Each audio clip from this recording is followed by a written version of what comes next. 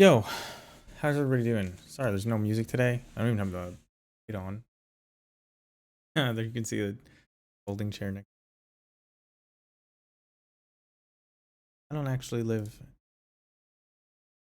in an apartment or even a room. I just float in the void.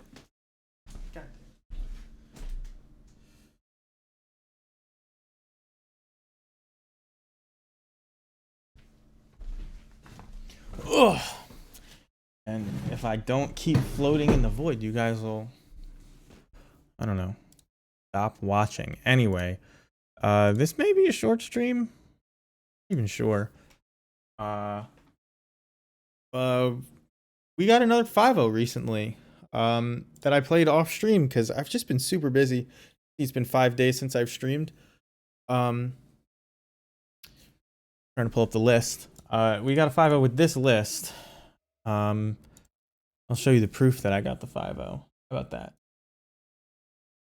This is my tweet. Can't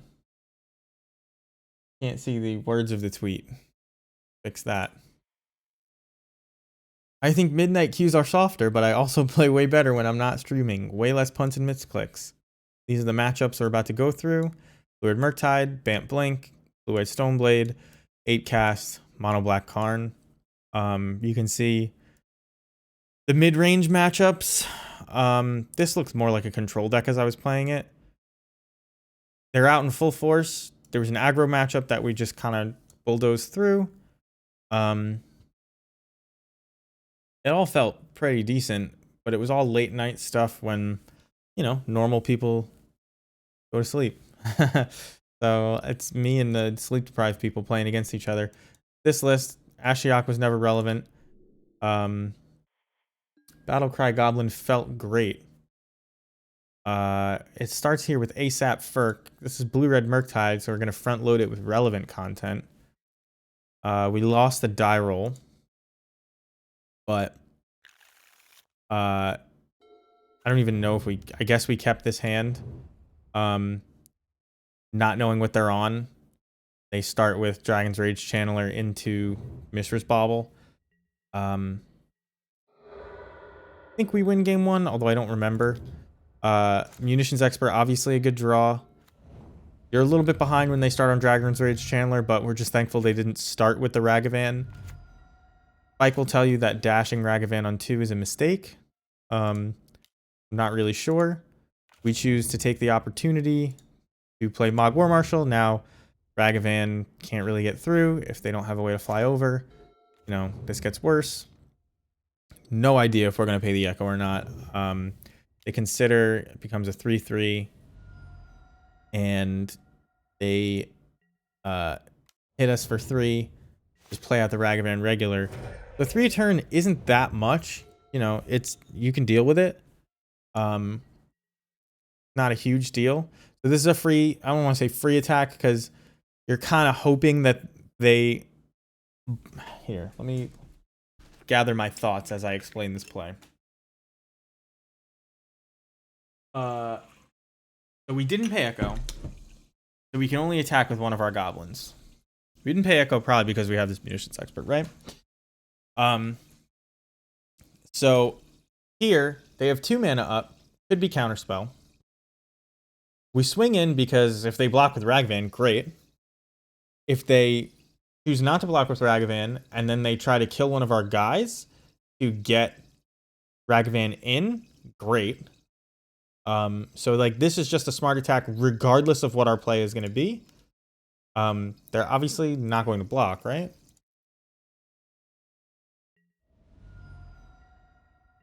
So they don't block.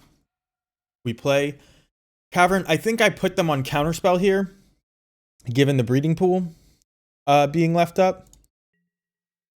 So it's just as easy not to pay anything. Maybe they make a mistake and crack this treasure token to try and kill one of our things to get Ragavan through, like I said.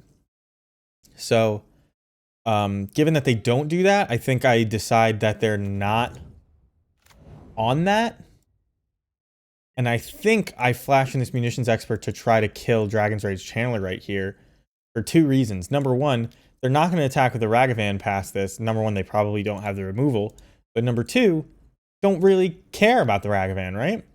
So they make the mistake of lightning bolting my token before I even get the expert into play. So I use it to kill the Ragavan now that oops, I hit yes like I was playing the game. So we get to kill the Ragavan and now we untap. They only have 1 spell in hand. Or well, 1 card in hand, probably a spell. So we just straight up are gonna... We can't really afford to take 6 here and still win this game. So we just kind of raw dog this Munitions Expert. Works out. I think we swing in for 2 here. And next turn, we're probably gonna hope to draw a land so we can find a Munitions Expert to kill this Channeler. But I think they play Murktide here in a second. We might just die.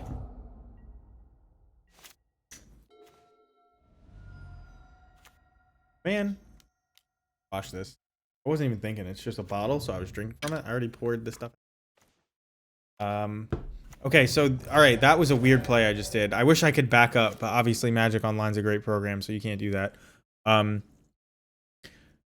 His Murktide made his Dragon's Rage Channeler a 1/1, and I don't have a way to kill this Murktide Regent. But if this becomes a 3/3, I'm dead. So I use my Goblin Matron to search for Mog Fanatic and kill the Dragon's Rage Channeler. And now, hopefully, I'm not dead to the Murktide, and I can Matron.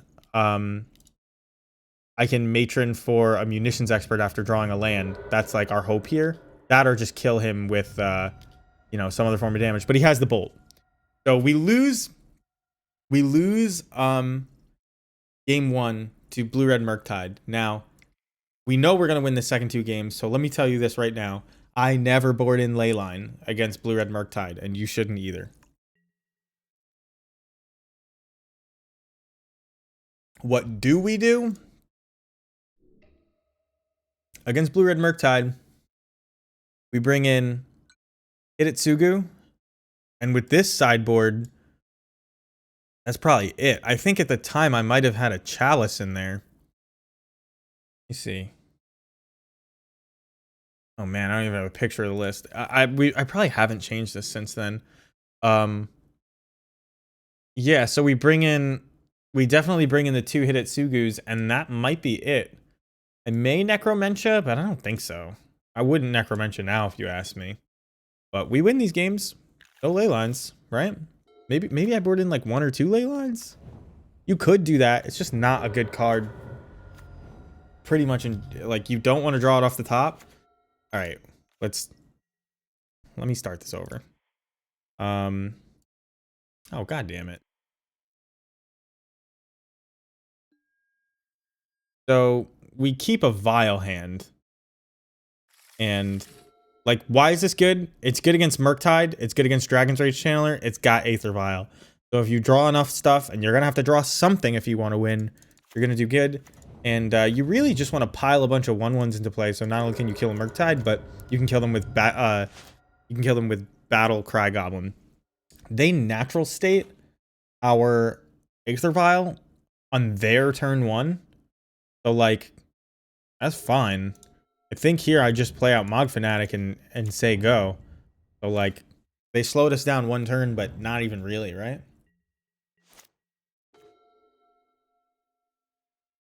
I knew I had Chalice in at the time. I don't know why this board doesn't have Chalice currently. It's weird. I gotta fix that.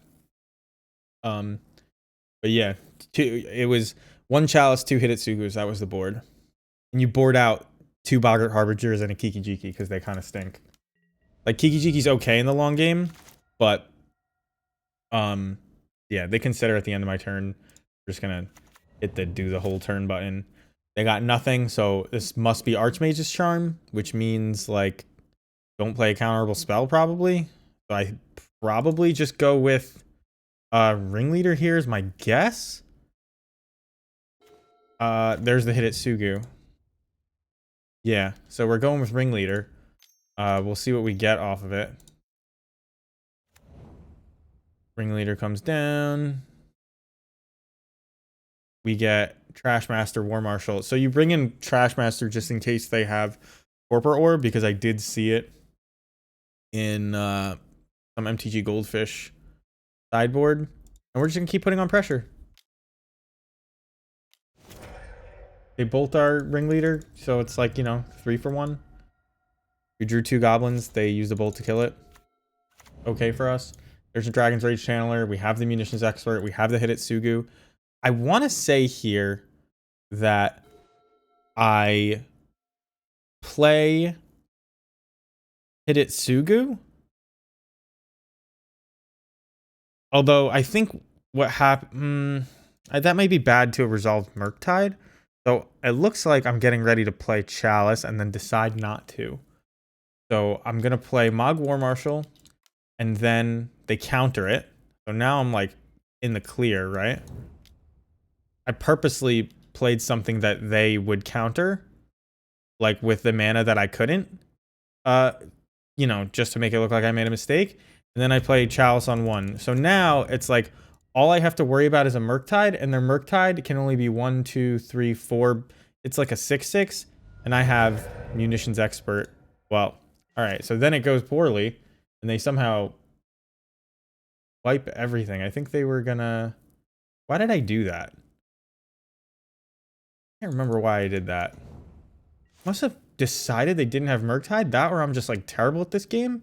I think one of these turns they would have played Murktide if they had it, and I decided they just don't have Murktide. And they top decked this threat of Dragon's Rage Channeler. So I think I put them on like a ton of counter spells, and I'm just like, okay, let's play slow. So now I have Conspicuous Snoop. I probably play Hidetsugu here, is my guess. No? Oh no, Hidetsugu at this point kills Chalice, so I don't want to do it, which is like a little bit awkward because I can't get rid of their graveyard. But I do have Munitions Expert for the double Munitions Expert to kill Murktide Regents, which is always good. This looks like a Fury. And so now, we know they can't cast 1-drops. I wait till they, so here's the reasoning here. They've already stacked the 4 damage from the Fury. I have this Munitions Expert on top of my library that can't kill this Fury anyway. But I need Goblin count, right? So I pull it off the top of my library so that maybe there's a Mogmor Marshal underneath, or maybe there's a land underneath. There is. So now I can Trash Master plus Munitions Expert. I have a board. I can kill Fury. Not so bad, right? No reason to do it while the Snoop is still alive, other than that's the only way to cast it off to the top of your deck, right? The 2 damage is not important. So here I'm just going to main phase all this because they could have a bolt with this last thing, but I probably can't beat that, right? So I kill Fury, swinging for 2. We got 7 damage in play. They're at 9. We have a Hidetsugu for like, you know, some of their most heinous plays, and we kind of just get lucky that they're drawing nothing. So as I'm playing this game, I was thinking to myself, maybe they think that we board in ley lines against them, so they side out Murktide Regents, right? But I don't do that. So maybe I'm benefiting from all you guys doing a bad sideboard plan, but it's a bad sideboard plan. And they're just dead here. I hope it's making sense as I'm saying it. You just watch it 100 times and you'll figure it out. All right, so game 3, we're going to be on the draw. What is going on here? So this is a Snapkeep hand. Why is this a Snapkeep hand? It's bad against Ragavan, but you have 3 mid-rangey threats. So like you can't just mulligan for your 3 of Mog Fanatic. So like Ragavan will hit you once, and then you'll try to trade with it, right? So it's good, right? You can't say no to this. They start with a Dragon's Rage Channeler. And we just are going to play land and pass. Goblin Matron, great draw. We have 3 lands. You know, this Matron may search up a Fanatic. It may search up another Expert. You got a lot of options. They just hit us for 1. It looks like they're going to pass, trying to counterspell us. And that's something that you can really take advantage of with these blue-red Murktide decks these days. They think that they're counterspell decks, so they're playing 4 Archmage's Charm, 4 counterspells. And they're also this tempo deck, and they're also like this removal deck. So like you can invalidate 8 of their spells, and they can still cast them as a draw 2, 4 of them, right? They still can cast Archmage's Charm as a draw 2.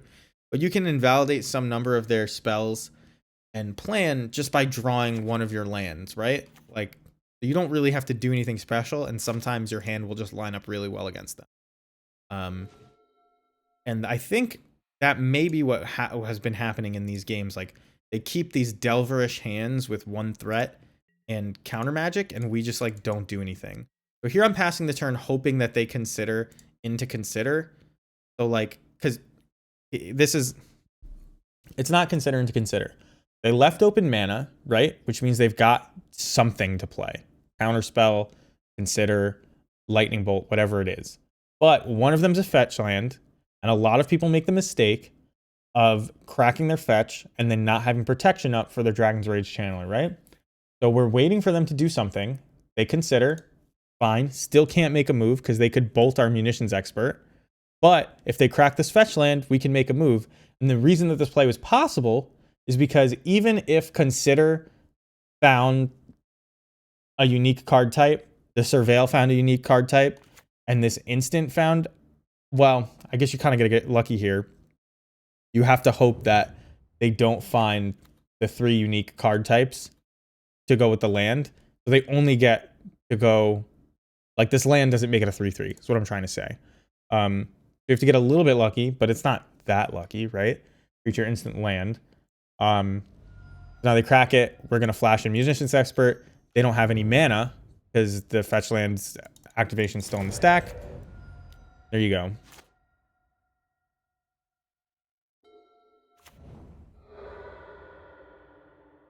Now their threat is dead. We have a crappy 1/1. They play Tarmogoyf. That's why they've been playing green this whole time. Tarmogoyf is not scary for us. Not only is Hidetsugu Consumes All pretty decent against it, but we can chump Tarmogoyf all day. Way less scary than Murktide Regent. Doesn't play well with Murktide Regent, by the way. So, you know, don't know why people are building the deck this way, but people love Tarmogoyf. So we untap. It's a 4/5. We're going to need to chump it pretty soon, but this looks like, I think, a card advantage game. So they have 4 cards in hand. We play Matron. I'm assuming we get a ringleader here. Yeah, so we get a ringleader. They unholy heat our Matron. It's fine. We're not going to chump this Tarmogoyf. We're just going to take 5. Because it's the life total is not important on our side of the field unless they resolve a Murktide Regent, unless they have a flyer. This Tarmogoyf could be a 100/100, and we could block it for the next 100 turns, right? So there's 2 Tarmogoyfs now, which is a little precarious for our life total, but not that big a deal. I usually reveal what I'm about to play. I think the 2 Tarmogoyfs is what put me over the top here for playing the Snoop as opposed to anything else. So I just want to get 2 things down. I could be dead to Bolt here, but if they swing out and they don't have Bolt, they're dead, right? They bolt they unholy heat my Snoop. They probably swing in for 10, and I think I'm going to chump here with the Munitions Expert. And just the Munitions Expert, yeah. 2 cards in hand over there. Looks like one of them's an Iteration. They get a land off the Iteration and an Unknown. Mishra's Bauble puts them back up to 3 cards. So now we need to find enough chump blockers that we can get there in a longer game. So we Matron. It looks, I think we're probably going to get, if I had to guess, Mog War Marshal. Yeah, Mog War Marshal, and then we're shocking the Blood Crypt. It's saving us 5 life. Mog War Marshal's a great blocker. We'll swing in for 2. We'll put them to 10. Because we're never blocking with this Battlecry Goblin. And we have a million chump blockers here. We're dead to not even a Bolt. They're dead if they swing out, right? So we're in great shape. They draw 2. They must see it if they're drawing 2, right? Main phase, they must see that they're in trouble. So we just block with all of our tokens. They play Dragon's Rage Channeler. I did not mean to do that, but all I did there, they played the 3/3 Dragon's Rage Channeler. We play Munitions Expert. We activate Battlecry Goblin to give it haste. We swing in for over lethal. So we buy time. They tapped out. We did a slightly tricky play, even though they could have seen it coming. And we get there. So you kind of just have to play with a good head on your shoulders for Blue-Red Murktide. You have to play the player, not the deck. Because if you just slam your cards into play, you're going to lose. I don't remember what this matchup is, but we don't know. Blind. I hit this. This is a snap keep, no matter who you are. This is the worst card in the hand, but it's not a big deal. You don't know what you're against, so you're more than willing to... This is going to be Bant. So it looks like blue-white control at the start, right? I'm just going to... We draw a Munitions Expert. Against Bant, not great. Or against what looks like blue-white control, not great. But I think here, I may just pass the turn and hold up Munitions Expert. Nope, I play Snoop. I probably play Snoop because I see this breeding pool, but I don't really know. At this point, I just assumed it was, I definitely just assumed it was blue-white control until this forest. But I'm just going to kill this Teferi. I'm not going to kill the Teferi. I'm better than I thought. I think the reason I do this is because I expected Prismatic Ending out of them. And if I just replay Snoop, I get value off of being able to shuffle. I don't happen to want to shuffle here, but even if they Prismatic Ending me here, it's not a big deal. I can gain a virtual card by shuffling, right? So they Prismatic Ending me. We're not going to shuffle. We want to draw this Ringleader because it's like totally our trump card. And then out of left field is fucking Charming Prince, Coiling Oracle. And it's clear that we're not against blue-white control, splashing green. It's something else entirely.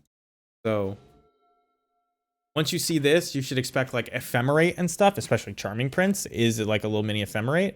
So the game plan shifts kind of probably to keeping their board clear as opposed to drawing cards.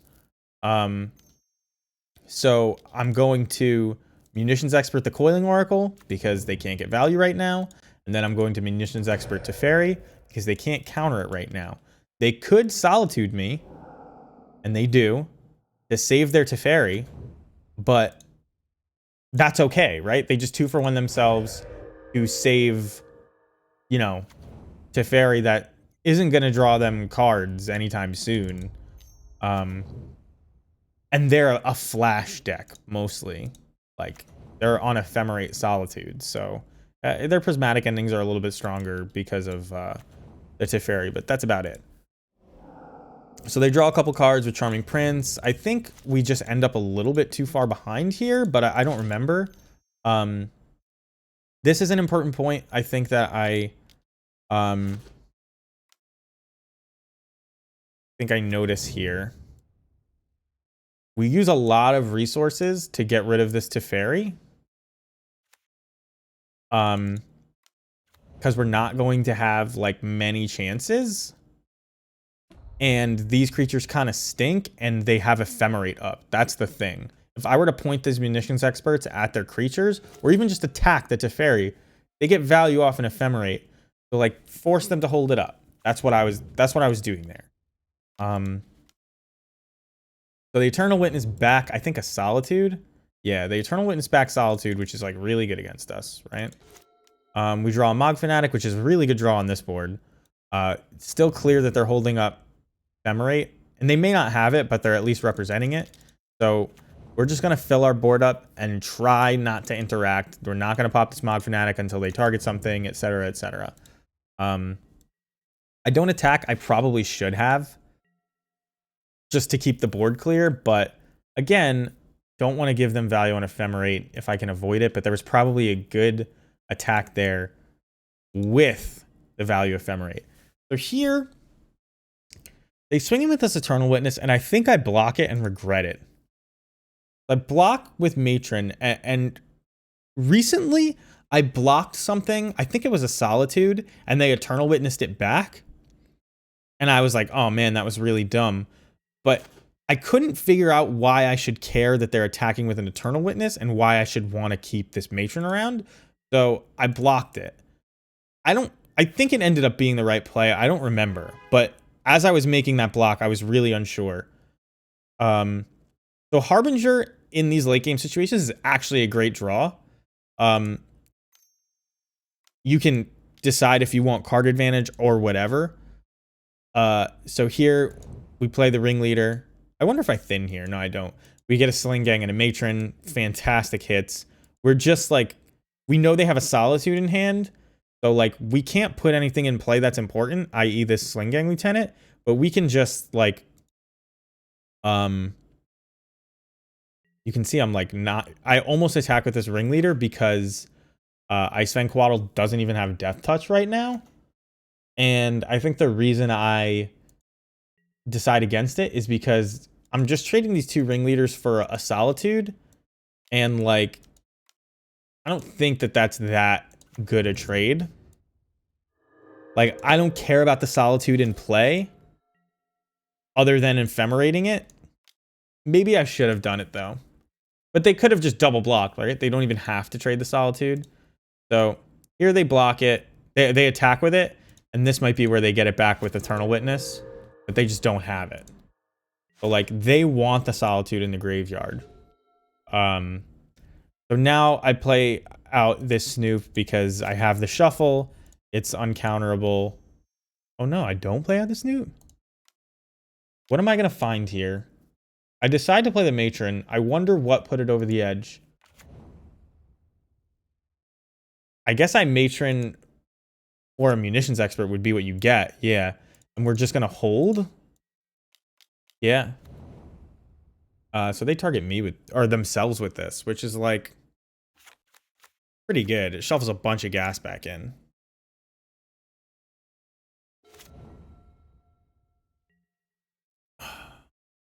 And now this Endurance is going to keep attacking us for a while. And I just never bother. I don't care to kill it. This Deep Forest Hermit, though, is pretty scary. And I believe I put them on no. I was like, okay, at this point, you have one card in hand. If it's Ephemerate, I'm dead. And you would have ephemerated so many things before this.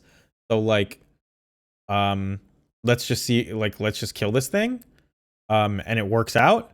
So why I thought I needed to kill this Deep Forest Hermit was if they drew an Ephemerate, you know, I'm dead. I probably can't beat 8, 12 1/1s, right? Like Goblins has a lot of 1/1s itself, but it doesn't really fare well against other boards full of 1/1. So here they have one card left, and I think I tell myself it's probably not removal, so we should set up the combo. And even if the combo isn't working, like getting just as many goblins as I can into play here is fine. I go to attack and decide not to. Squirrels are too good.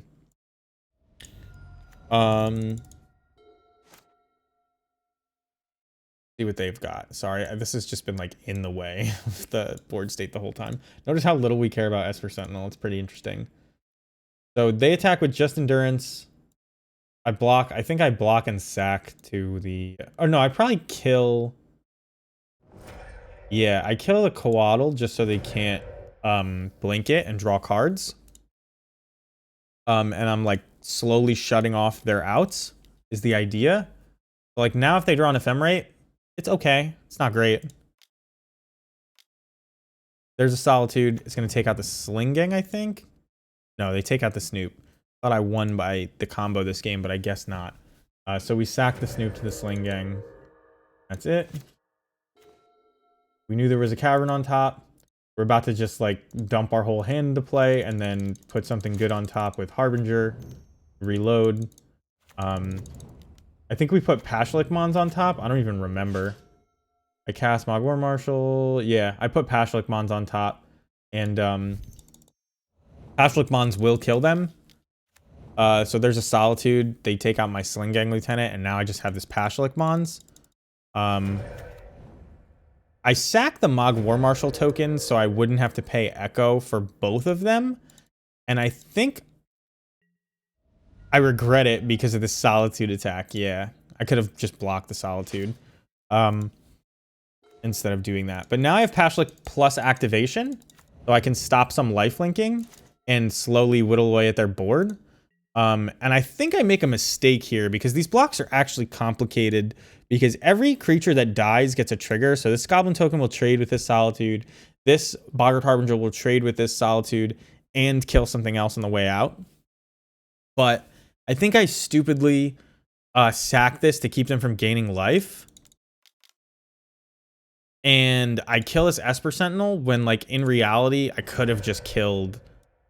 I could have just killed the Solitude, but it turns out, like, I'm gonna get 2 triggers, so I point it at the Charming Prince so they don't get value, and I can maybe attack in and kill them, is the idea here. But then I think they kill my Pashlik Mons. Yeah. So they Eternal Witness back, a Solitude. Why this keeps changing places, and it's, like, kind of infuriating. If you watch this button down here. So they kill my Pashlikmons, and I'm like in a lot of trouble here. I don't know if I win this game. They swing at everything. I double block all the Solitudes. I take 3. I'm hoping for some good top decks here. Their best top deck is an Ephemerate, which I probably just can't beat. I draw Kiki Jiki, which may win me the game here. So I play Kiki Jiki. I probably am going to want to copy Matron first if I can. Yeah, so Matron is going to fill my hand back up with gas. We get a Battlecry Goblin, which, like, you can see. If you ever wondered how good Battlecry Goblin is, we have 1, 2, 3, 4, 5, 6, 7, 8 lands. We have a ton of creatures. So now Kiki Jiki copies a Munitions Expert. We take out their big blocker. So now everything is going to trade no matter what. We play Battlecry Goblin. We activate it. We swing with just the tokens because these are expendable. We made this Matron at end step. These are going to die anyway. So we swing with just the tokens. We don't even alpha because they're at a huge life total. And we just stack the top of our deck with Boggart Harbinger. What do we find? We find Goblin Ringleader. So, like, we are just in full-on grind mode. And we've kind of choked them out of resources. So we get a Snoop here. And then I think we're just going to alpha in. Yeah. Oh, we don't even alpha in. I used the Snoop that I drew to do the combo so I don't have to risk alphaing in, even though it wasn't a risk. I just, like... I just wanted to end the game without taking any real risk, right? Because they can stop this, and then I can decide to alpha in when they have no cards in hand. I think I was just afraid of, like, a Solitude eating this and then them being at too much life, and I didn't want to do the math because you can see I'm at 10 minutes here. But anyway, we win this game via combo, and we don't have to watch it. That's that. So game 3, after grinding them out and then eventually comboing them, even though we had to win another way, this is a keep hand. And why is it a keep hand? You have a Vial, you have a Battlecry Goblin, you have a Den of the Bugbear. These are fantastic cards in mid-range matchups. You have enough lands to put a Ringleader on top of your deck with Harbinger and not care. So even if we don't draw a combo, we're in good shape. So we play Den of the Bugbear, Aether Vial. We play out Battlecry Goblin because it's a mid-range matchup and, like, they put Teferis out last time. And I think what happens is they just don't have... they don't have, like, anything relevant. And I think they might start missing lands here. But... Mog War Marshal is a fantastic draw, and we Vial it in and activate it, and we do like 13. Crazy. So there's 5, 6, 7. We do 8 to them, and we put them to 12. They block. They don't have Death Touch, so they can't even block Battlecry Goblin, like, well. They take a whole bunch here, and now it's like, what do they really do? They're looking for answers. They play a land. Even if that's Ephemerate, it's not good for them. Could be March to take out a token. Doesn't matter. I have a Den of the Bugbear. That will eventually kill them. Don't need to pay Echo because Battlecry Goblin is so good. We Vial in this Boggart Harbinger at upkeep so that we can draw... I assume I put Ringleader on top because that's what I need. I just have plenty of, like, lands. Oh, I put Mog War Marshal on top? Wow, that's greedy. But I put Mog War Marshal on top, and then we're just going to play it uncounterably, activate, swing in for 1,000,000, see what happens, and I think they just die to this. This is, like, this is a crazy nut draw. This is not our normal Goblins, like, aggro plan. You know what I mean? Like, this is... That's a ton. So they Ephemerate this Coatl looking for stuff, and they're just dead. I almost want to play that game back, but it's because it's so short. But so it was like turn 2 Battlecry Goblin. Aether Vial takes up to 2. We draw Mog War Marshal, and we're just like, fuck yeah. and we activate Battlecry Goblin and swing in for 1,000,000. Felt so good. If you're not playing Battlecry Goblin, I really think you should be. Anyway, boarding for that matchup, I probably didn't board at all. I'm being honest. Like a fine matchup. Nothing in our sideboard even helps us. Yeah, I don't think I boarded at all. So we don't know what this is. We're coming in blind. I mulligan something. Doesn't really matter. This could be a keep. I think I aggressively mull the 5 here. So they kept 7.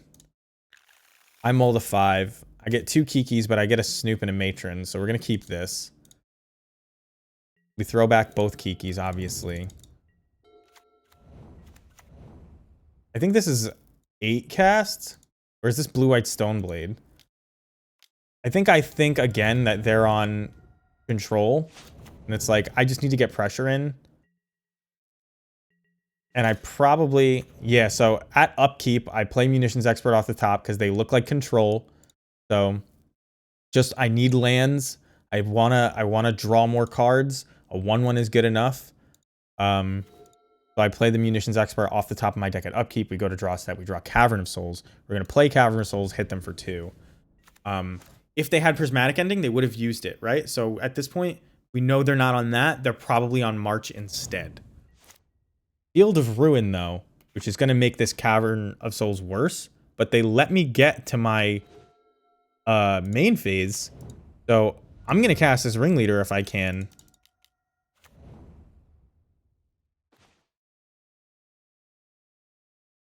Ringleader finds double matron. We're putting pressure on. The best they can do is Field of Ruin away my Cavern of Souls, which further solidifies the idea that they're on blue-white control. Turns out they're not, though. I mean, the difference between Stoneblade and Control is very small. It's a control deck with a Stoneblade package. Like, they used to do that in Legacy. They used to bring it in out of the board. Maybe that's what this guy did. I don't know. I think I see the Stoneblade, like, in the second game because I just, like, so easily, like, pressure them here. So I have Battlecry Goblin. You notice how often I'm searching up Battlecry Goblin with these matrons. Like, even if they wipe my board, Battlecry Goblin will come in and be a haste creature, but also bring goblins with it if I have just even one crappy thing. So, like, so here's the Stoneforge Mystic, and at this point, I think the game is just over. I probably activate Den of the Bugbear and just attack them is my guess, but you could play Battlecry Goblin and Snoop and swing at them. I just play Battlecry Goblin and swing at them. It's probably lethal, right? Yeah, because you get the 1 here, and I'm going to activate again. So, like, Stoneforge too little too late. The Teferi bounce didn't buy them any time. Luckily, they showed us the Stoneforge at the end of the game. So we probably bring in Trashmaster here, and probably board out, like, a Harbinger. Maybe a Mog Fanatic, but Mog Fanatic is actually good with Battlecry Goblin, so you kind of want to keep it. I don't know if I keep a 1-lander against a blue-white deck. I probably don't. Nope, turns out I do. Maybe, I don't know why. This is the riskiest keep. And I draw Ashiok here. I know that I never get a chance to cast this. This keep was incredibly risky. If they prismatic this, I'm done. Yes, I just get there. Cavern of Souls is the draw. We're gonna Violin Fanatic. So they get Batterskull, which we don't really care about, but if we're gonna pressure them, then we don't want them to be able to put it in. So if we can kill the Stoneforge before Batterskull can get vialed in, or Stoneforged in, it's good for us. So we kill Stoneforge. We have 2 1/1s in play. You can see that their mana is hurting because they played Colonnade into Field of Ruin. So Prismatic, like, or excuse me, so pressure is important, but this March takes out our Vial, and like now we're having mana trouble. Can't cast Ashiok even if we wanted to, which we may not want to. Although Ashiok into Field of Ruin is pretty good. We just never get it down. So we swing for 2. They find their 3rd land. Now they have counter magic or whatever they want. The Supreme Verdict, which because we were, you know, short on lands, is good for them. We sack the Fanatic. We go to our turn. We luckily draw not just any land, but another Cavern of Souls. Their Field of Ruin kind of stinks. I think I play Pashlik Mons here. Still can't play Ashiok, by the way.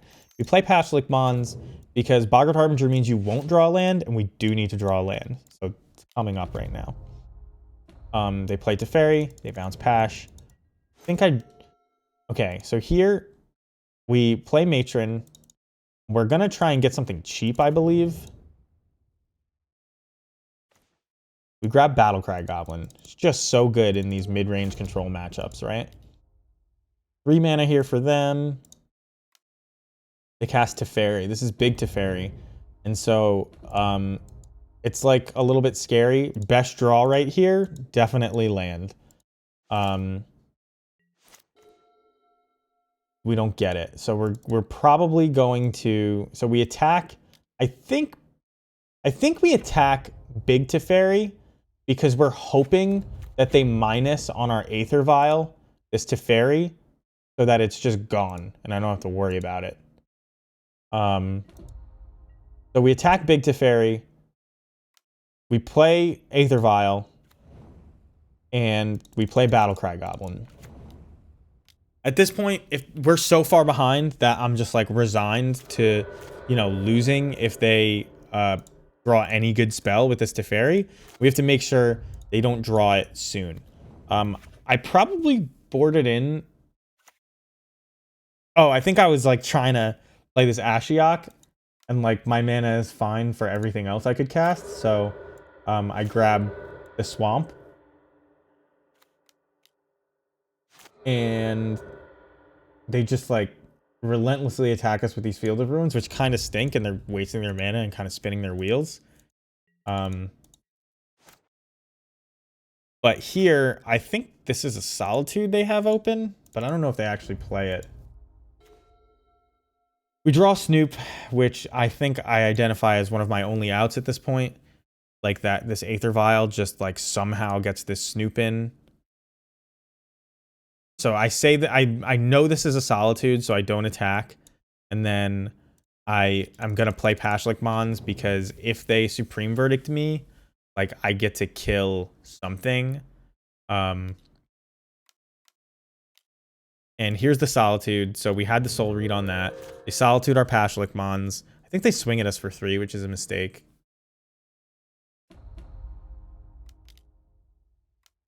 Like, I think they tried a lifelink against us. Yeah. So they play Batterskull, which they got off Stoneforge Mystic early? No. Yeah. This is a hell of a game. So we're going to tick up this Vial. We have the Vial on 2 now for the Snoop. We play Mogwar Marshal out. We have plenty of blockers. We have a lot of goblins to attack with this Battlecry Goblin. They do have lifelink. Not a huge deal, though. You can kill from a really high life total. So they hit the March. Or they use their March on Aether Vial. And I think at this point, I'm like, okay, they've used up one removal spell. And I immediately answer with another thing that needs to be removed. If they even have another removal spell, I'll be shocked, but I'll be fine. You know what I mean? I've emptied their hand, and then whatever else I play is going to be great. By the way, still can't cast this Ashiok because those Field of Ruins fucked me up.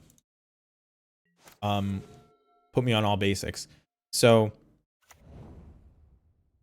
yeah, I'm just going for it.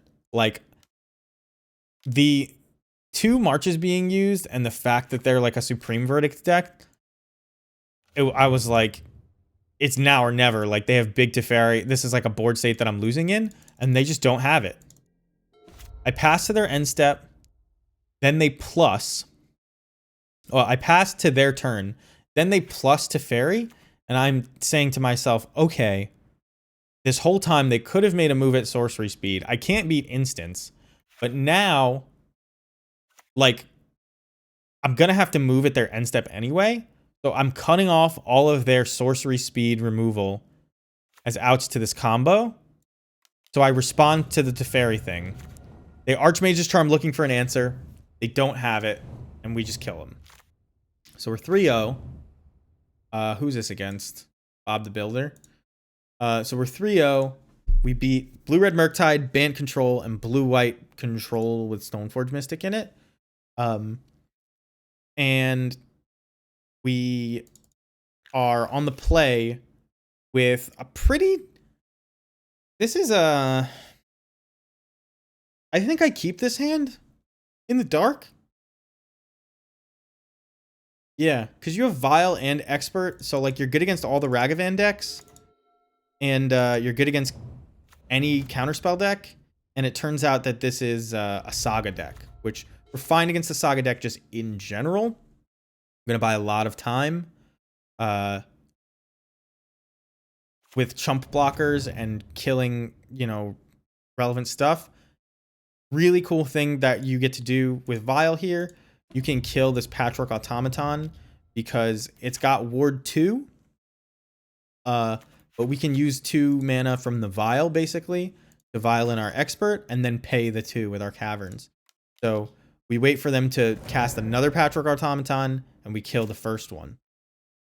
They do have these free spells afterwards, but, you know, we're okay. So here we're going to tick up Harbinger, or we're going to tick up Aether Vial, but we don't want to put in Harbinger at upkeep because we need the 4th land for Sling-Gang Lieutenant. And we're fine with all of this stuff in play. We can block it forever because we have all these Sling-Gang Lieutenants. So we're just going to wait and see. If they get a Nettle Cyst and they try to attach it to an Ornithopter or something, like, we Harbinger, and that's exactly what they do, by the way. They get a Nettle Cyst. We Harbinger, and then we decide from there what's going on. Turns out we decided Ringleader was the best thing to put on top because our Vile's about to tick up to 4, and we need to kill more than one thing at this point, right? So we can block a Nettle Cyst forever, and I believe what I'm going to do is wait for them. Damn, a 4-Goblin Ringleader is pretty good. They just concede to that. They probably didn't have to concede to that, but if they tried to equip this Nettle Cyst onto the Ornithopter, we kill it. We're just going to block on the ground all day. So, like, we kind of have the game locked up, and Pashlik Mons can wipe their whole board. Something, like, to pay attention to. I mean, it's going to be hard to kill Patchwork Automaton with Pashlik Mons, but you can kill the little things, and then this gets even smaller. And so, like, we're in pretty command and control of the game. Even if we don't have the win right then, like, they can't get over the top with this Nettle Cyst. So I think this game my opponent gets a little bit mana screwed and is very salty. But so we board in Hidetsugu's Consumes All and Chalice of the Void and Trash Master. That's it. And those are, like, you're gonna find that you're boarding in those cards more than anything else right now. It should be like maybe our whole sideboard should just be those cards, but Chalice on 0 is good against them. You saw it. They're gonna try to refill their hand and cast a bunch of 0 drops. Like, yes, they have 4s and 7s that are free, but they have plenty of 0s too. So, and you can see here they play out Welding Jar, Memnite, and it's like, okay, but do I wait to play this Chalice on 1? Like, probably not. So I just run out the Chalice on 0, play a Den of the Bugbear, and all they've got is a 1/1 and a 2/2, right? So, like, they can draw a bunch of cards, but they're probably only gonna get 1/1s and 2/2s until they find a Cranial Plating or something like that.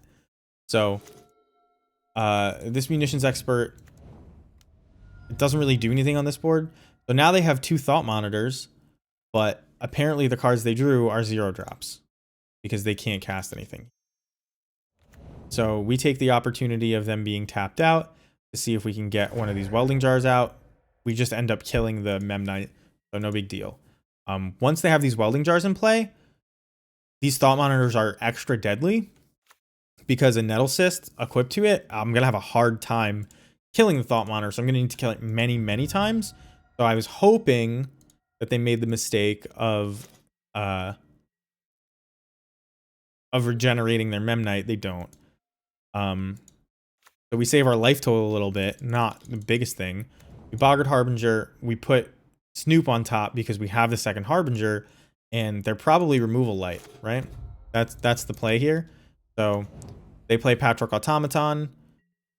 These Patchwork Automaton builds are big on just dumping in 0 and 1 drops into play so that they can grow this thing instead of playing a Nettle Cyst or a Cranial Plating or something like that. So we Snoop here, we cross our fingers, it works out, and we're about to be 4-0. Hit us for 4, Patchwork, we play Snoop, game is over. They don't have anything but Kiki on top. That's the ball game. They ask me if it's infinite in the chat, and then they complain about their deck. They tell me that my deck... They said... it was a weird quote. I can't fucking... Combo is making it unplayable, but they said, Goblins has looked worse than this deck, but I guess, like... Guess mine... I don't know. He said something weird about Goblins looking worse, but playing better. Goblins always looks bad, but it plays really well. Anyway, this is the 5-0 match.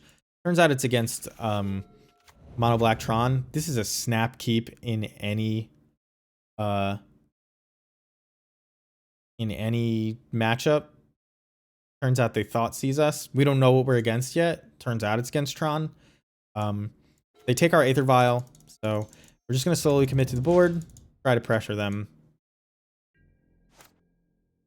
They suspend a Profane Tutor here.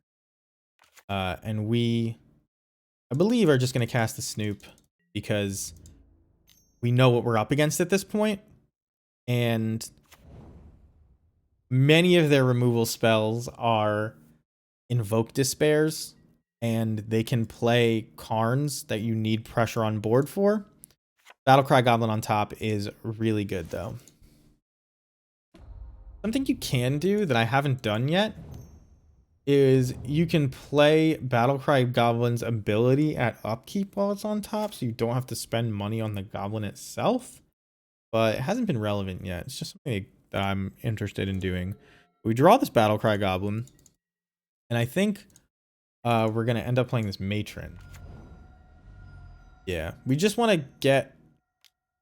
So, one thing with Battlecry Goblin, you just want a couple Goblins in play, right? So, playing Matron and finding just more stuff is fine. And just playing out the 1/1 Matron is good.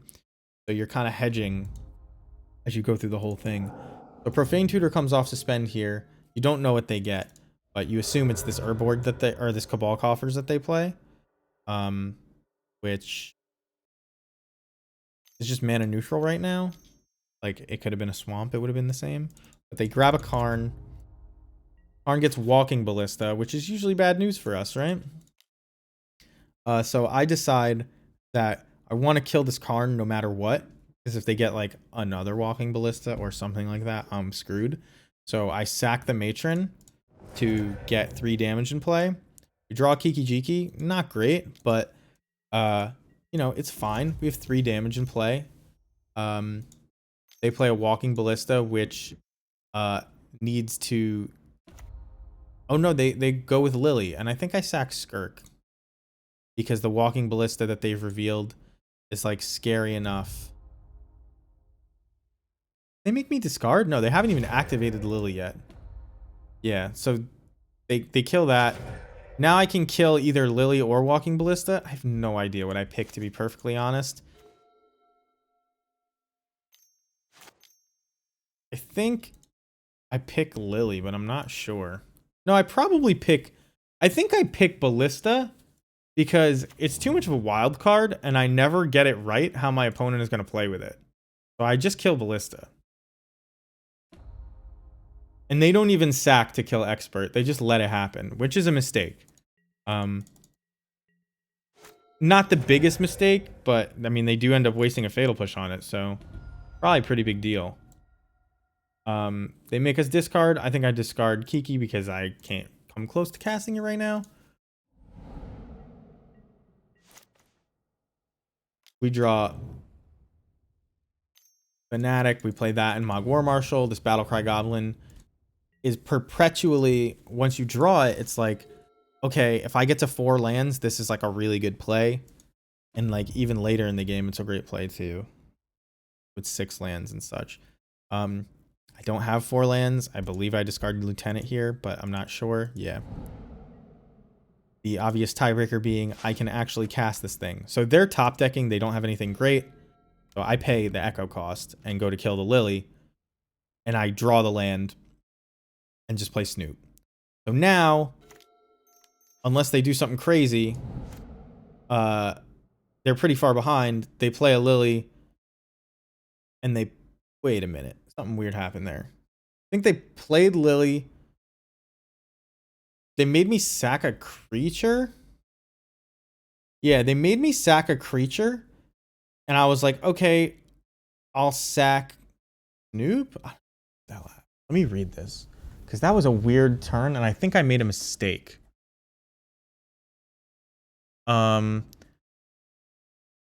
I cast Snoop. They played a Swamp. They cast Fatal Push, which I don't... Oh, there it is. I don't know why I thought that Lily was the last thing. They kill my Snoop, and they activate Lily. So I have to discard this Battlecry Goblin. And the mistake is now I discarded Battlecry Goblin. And it was like my easy way to win this game. You can obviously still win, but not great. So I get Matron. I think I grab Ringleader because looks like cards are the name of the game here. We go, we attack Lily, and then we sack our Mog Fanatic to deal the last point of damage to it. And then they top deck a Karn, which is a fantastic draw for them. And they make the mistake, I believe, of getting Ensnaring Bridge as opposed to like Bolus's Citadel or something wild to just try and end the game on the spot. Because most people just don't think about it, but we kill through an Ensnaring Bridge, right? We already have 1, 2, 3, 4, 5 Goblins in play.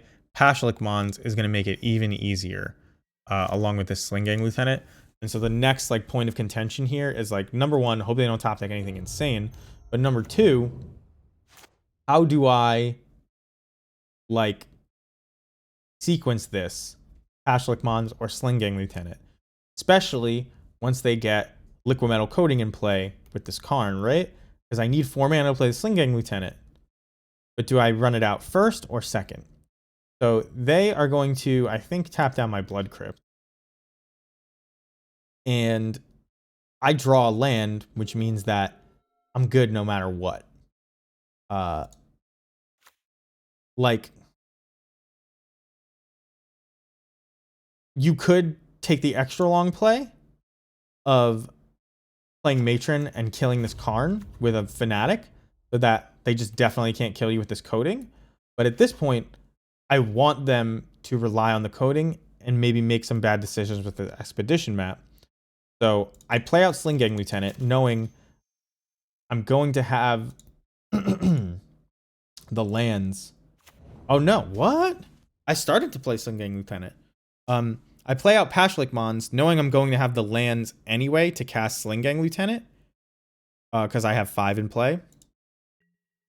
And like, worst case scenario, I still can kill Karn with Pashalik Mons, I think, over like a turn or 2. If they like wipe my board or something, Pashalik Mons is good, but really the game is kind of locked up. I just have to fade 1 draw step, and I do. So like, Sling Gang Lieutenant is gonna kill. I think do I just go straight at them? I just go straight at them because I counted. I just have lethal. So that was the 5-0. There's a couple points where I think I made some like plays I might not have made now, but you can hear it as I'm casting it, right? Like that's I differed from some points, but overall the matchups have been really mid-rangey and they've hinged on 3 cards: Hitotsugu, Chalice, and Crashmaster. Ley lines have not been great. I have these Necromenches in for combo matchups. I have these Ashioks in to try and do something against Omnath. I want to test them. It's 11 right now. Thank you, Slothman, sir. I hate getting them off stream. Oh, speaking of, so that was the 5-0. I hate that I've only got my trophies off stream this season, but I'm gonna make up for that by opening these treasure chests on stream. So, Kervek. I like Kervek the Merciless. Kervek the Spiteful kind of sucks. Who would ever...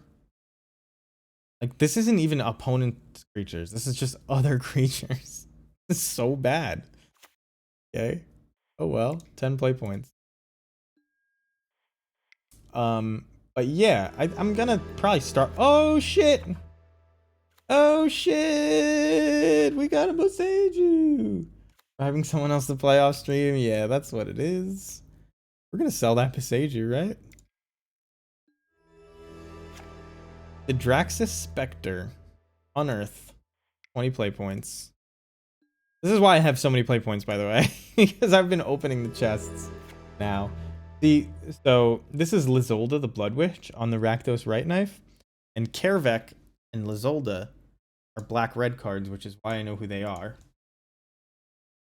And Kervek is actually a sick commander that is impossible to build around, but he's sick. Whenever an opponent casts a spell, Kervek the Merciless deals damage equal to that spell's mana value to any target. And I've always had both these cards like next to each other in a binder, Kervek and Lizolda. And they just don't work well together. But I just want to play with them, you know what I mean? I haven't gotten the chance, but just cool looking cards, you know what I mean? Like you can these are Rakdos people, you know what I mean? You can just see it somehow, like they nailed it. But anyway, yeah, I'm glad I got that Boseiju. I hope you weren't talking about the Kervek being a nice pull, because that was a decidedly bad pull. What's good, Weathered Wayfarer or land that taps for green? I don't know. Coveted Prize? We already got one of those. One less for each creature in your party. Oh, this is a pretty sick card.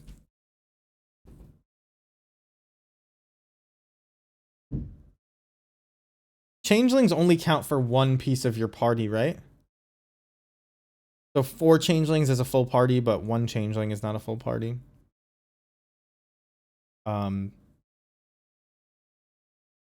This is a sick card. I like want to do this in Pioneer or something. Tutor and then cast it immediately for 1 black mana? Who doesn't want to do that? Even if it's 3 black mana. Well, this card is disgusting. I mean, it's not good, but... What set is this?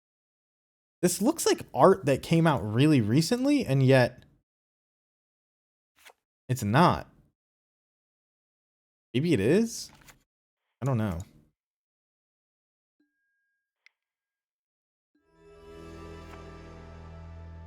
Could be very high tech. Sulphur Springs? Not even the good Sulphur Springs. The good Sulphur Springs is down below the stream. The Goblin Hot Tub. Research Thief. This is Coastal Piracy, or Fastest Bident, or Bymaster of Trust, but worse. Garruk's Horde, I used to have a ton of these. I've been preparing. This is so terrible. I still have a ton of these. I've been preparing to go to not GP Pittsburgh, SCG Pittsburgh, and just like putting my deck together and stuff like that. Actually went to my local game store today, see if they had the deck box I wanted, and they didn't. So I bought a pack of Modern Masters 2 instead, and I got this old bordered Torak, which I'm pretty hyped about. How do I tilt it to be the right direction? It just looks so good in person. I Man, makes me want to play mono black decks. I also bought some other packs and got junk out of them, but that's besides the point. So are we gonna run it like this? The chalice has been so good.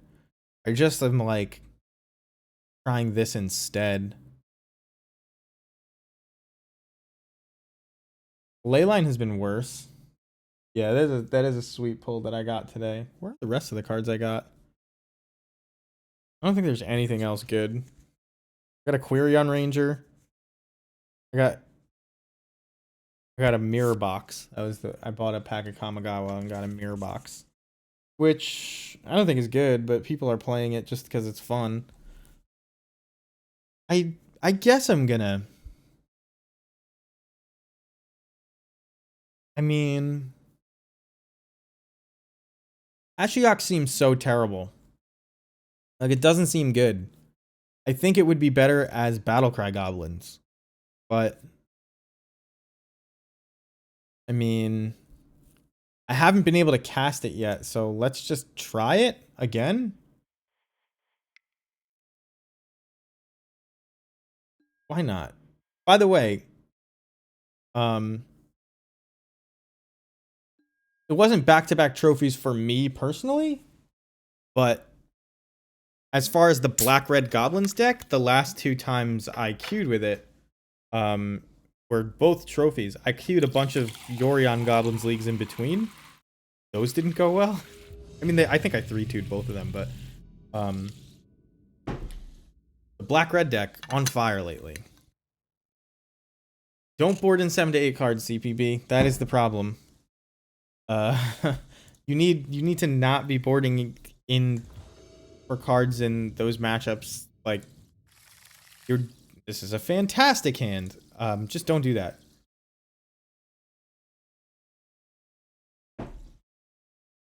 If you're boarding in 7 to 8 cards, it's a sign that something is wrong. And it's either matchup you're not sure how to play, or that your deck really can't beat. So, my advice: take a good hard look at these matchups where you're boarding in 7 to 8 cards. Is just as evidence towards that point. The difference between blue-white Stoneblade and blue-white Control is less than 8 cards. Right? You're changing your deck wildly. And if these cards don't have synergy with each other, and you're making your deck to the point where it doesn't... Is this going to be Merfolk? Merfolk can't beat us, by the way. Something's up. So, that was one of the reasons I knew something was wrong with Blue-Red Murktide and the way we were boarding and playing it. I think not knowing if this is Merfolk or not, I just want to get in a second Aether Vial. Because if it's Merfolk, they're just dead. But if it's Control, like, maybe they Teferi one of my Aether Vials away, and I just want the second one for pressure, right? The other option, obviously, is playing Mogwar Marshal and never in a million years paying Echo. Well, maybe you do pay Echo just because you have the vials out. Yeah, you probably do pay Echo. But there are enough non-games in Magic where you sort of... You need to keep your deck functioning as a real deck that still does its own thing. There are a few where board in the kitchen sink, I don't care, because it's not a real game of Magic anymore. I think the prime example of that is something like Belcher. Belcher, don't worry about it. You know what I mean? Like, board in whatever you want. Just make sure you're maximizing your combo, whatever weird outs you have, because you're not playing Magic, right? Okay, so they marched this. Means we can't Vial in Snoop this turn, which means I'm definitely going to... I think I'm just going to play this Mogwar Marshal out.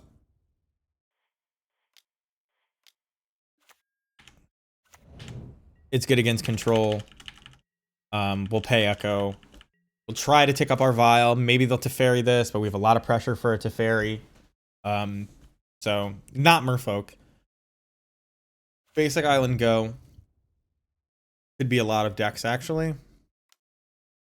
It's just like so much more likely that blue-white control wants to get, you know, something else in. Still gonna pay Echo. Don't need to get a Snoop into play just to get it Supreme Verdicted. So.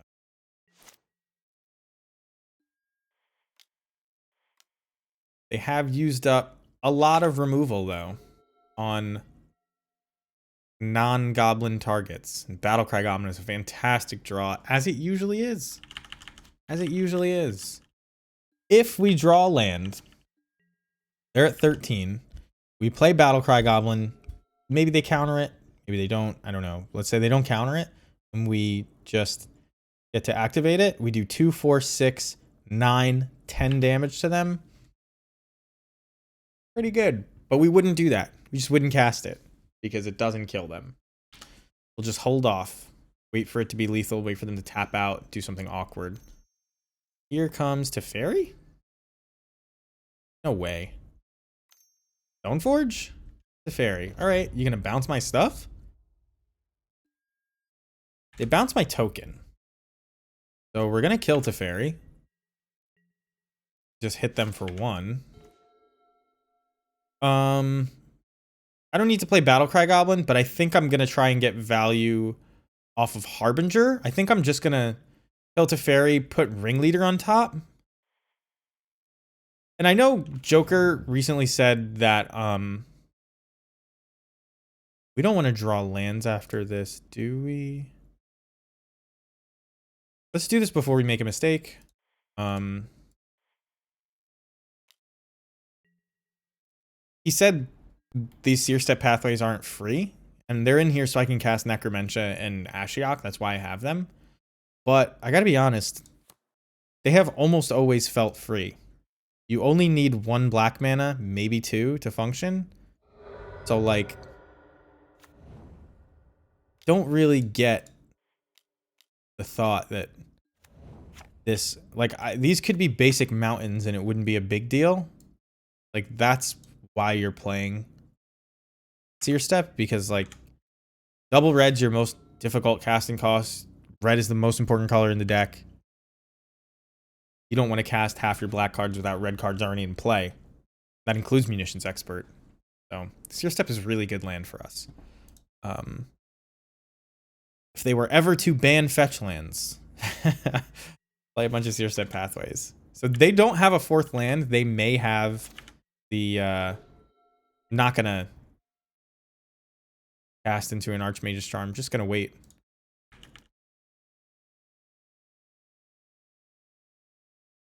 I don't think there's a reason for a Ringleader to be cast into an Archmage's Charm.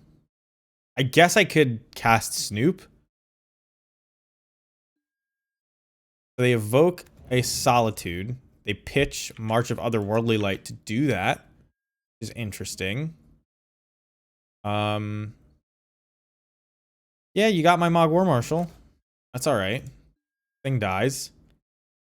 You take 3. They don't know I have this Battlecry Goblin, right? No. Kind of want to play this Snoop, but I really don't have to.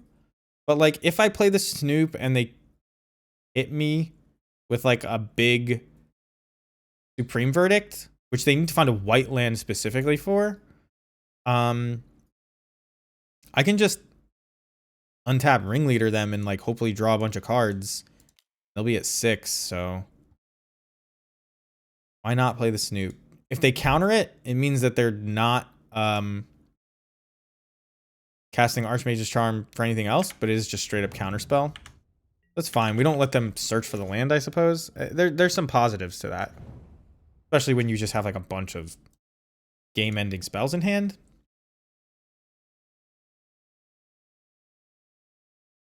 They have the land, Polluted Delta. Could be like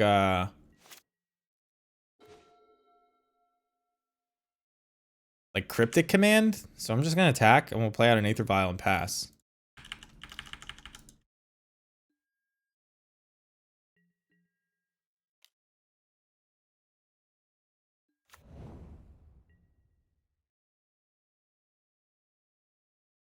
Again, most of their best plays that deal with this board, they have to tap out for. And we have great cards to play when they tap out. They can probably only deal with us one at a time unless they get to Supreme Verdict. They're at 4, by the way. Virtually. Especially with this Scalding Tarn. So this may be Solitude, which is a little bit painful because it'll gain life and we've just been pressuring them. But they can't counter Battlecry Goblin and play Solitude, so I think I'm going to play Battlecry Goblin.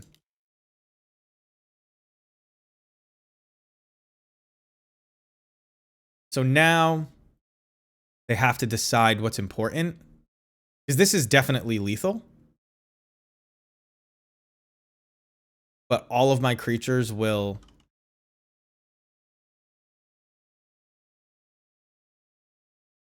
So I don't have to activate... I don't have to swing with this Battlecry Goblin, is what I'm getting at. We're just going to attack. If they go to blocks without casting Solitude, I can pump.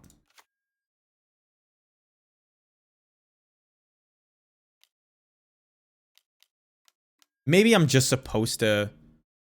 Is it just lethal if I attack?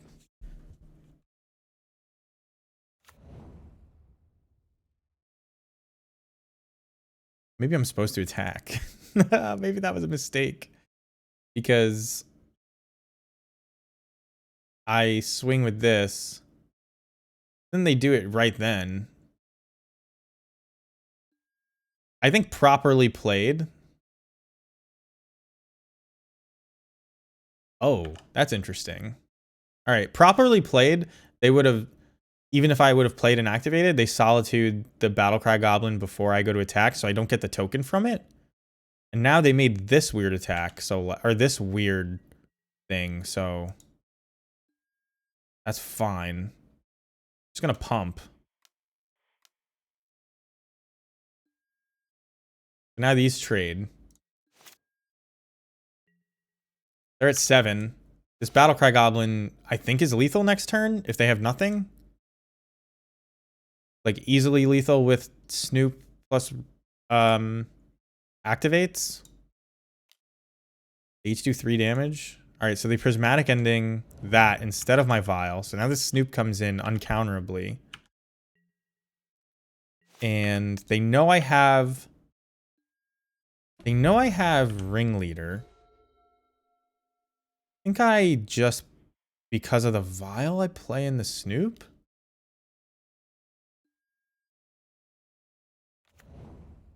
Ah, man.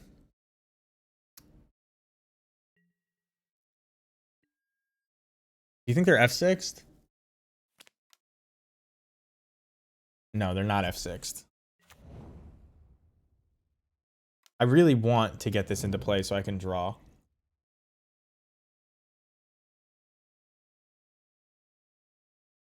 They have 1 card. Well, it's going to be 2 now with this opt. I guess it's like there's 2 ways to lose this game. One, they like get a bunch of planeswalkers into play, and the other,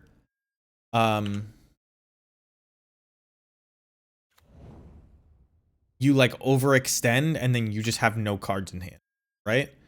So like, I think it's still right to play slow, even though this is like, you know, going a little strangely. Looks like we may have run out of gas, but I still have plenty of gas. So, like, I'll let them counter this Snoop.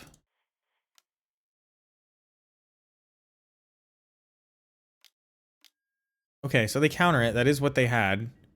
And next turn, we're going to vial in this Ringleader. Unless they bounce it. They can't with this Teferi.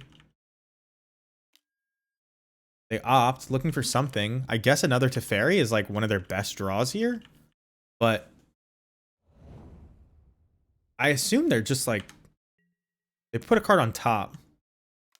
Whatever they found, they like it. I think I'm gonna thin. Yeah, let's thin.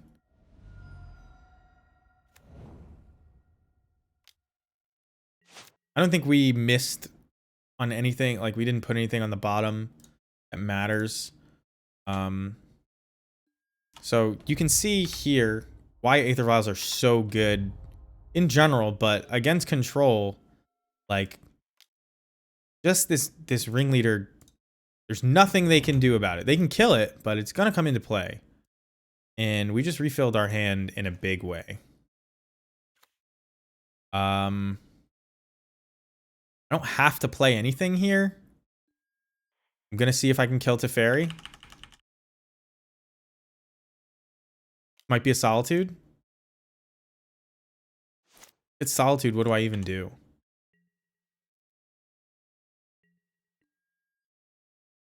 Alright, so we just have a ringleader in play.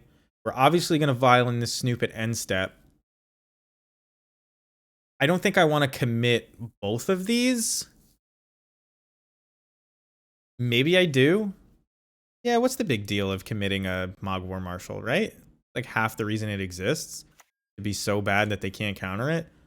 And so good that you don't care, you know, that you're psyched to resolve it. But like, even if it doesn't, whatever. So we'll commit both of them. The Snoop should draw us a couple cards. Even if this is a Supreme Verdict.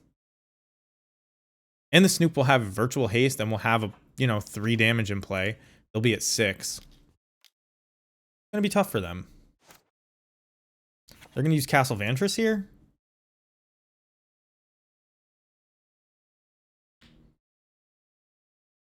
So they're on March and Prismatic Ending, which is a lot of spot removal. They probably don't even have main deck verdicts, is my guess. I could be wrong about that.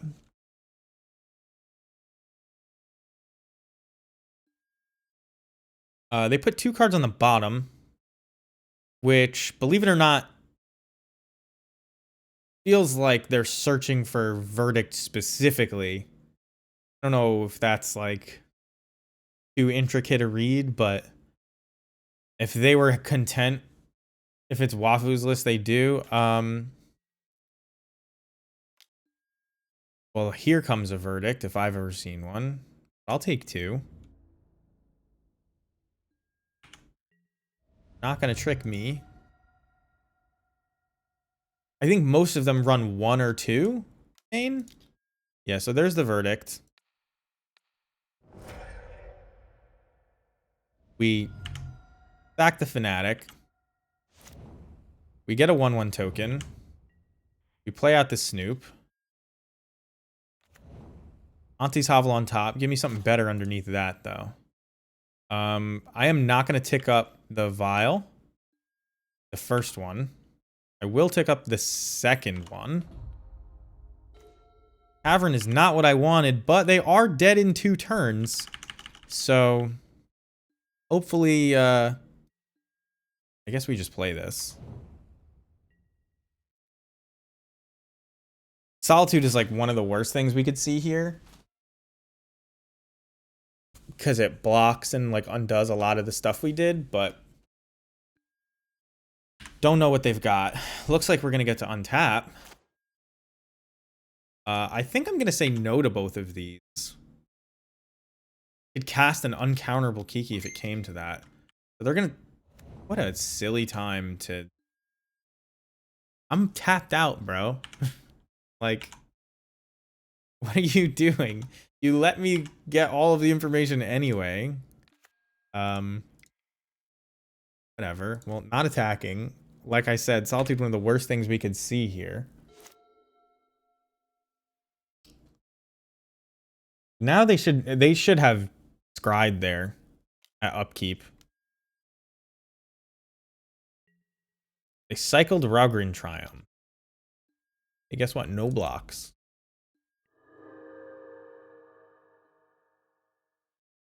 I think I'm just gonna say no to these. But not yield for now.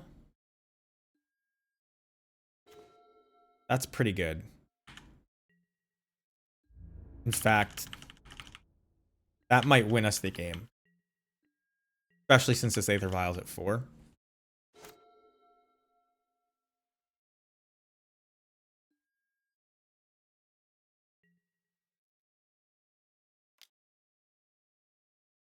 So we're gonna Vial and Sling Gang Lieutenant and attempt to block Sack so they don't gain life. They kill them. They probably have some kind of removal spell. Fine.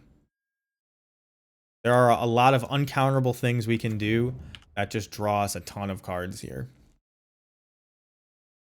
We have to draw them, obviously, but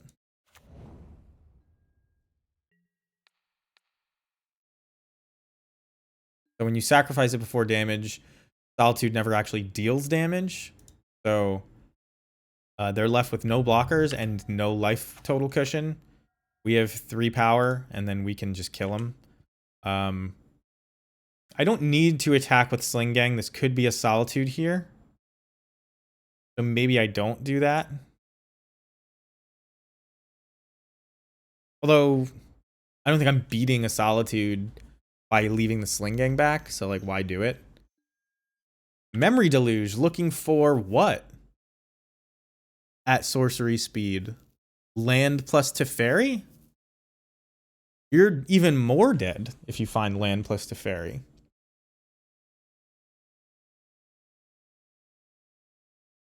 They're very dead.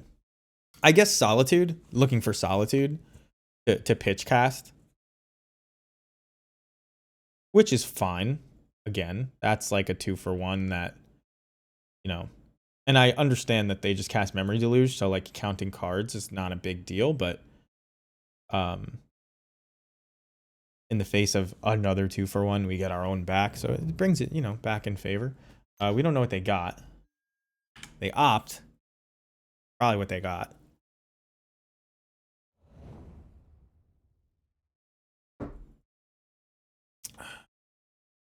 All right, we got them. So you don't really have a board against control. They're playing Snapcaster. I guess you could bring in Ashiok, like that's half the idea. I don't think there's anything I really want to Necromentia. This like exiles their graveyard and at the same time is a threat, but it's like supremely counterable. I don't think I like it. I don't think I like Ashiok either, to be perfectly honest, but shutting off their fetch lands and, you know, erasing their graveyard for Snapcaster. Maybe I bring in 1 over a Harbinger. Like maybe I probably want the Fanatic. Maybe I take out 1 Expert. Seems dumb. I think I'm just going to keep it like this. Take out 1 Harbinger. Although Harbinger is like probably better than Fanatic, right? Or better than Expert. Just in this matchup specifically. I probably shouldn't even be bringing in this Ashiok, right? But let's try it. They can't be on Torpor Orb because they're playing Snapcaster and Solitude, so. This is a fantastic control hand. You have a Den of the Bugbear, which is great against them, and a Cavern of Souls, which is great against them. The rest is gravy. You don't really care about those 2 things, but being able to put pressure in play with a Skirk Prospector, being able to tutor anything from the combo to Ringleader, it's probably Ringleader, just great. Prismatic? Don't do it. Don't do it. He barely had a chance to live. There's no reason to do this, but they don't know that.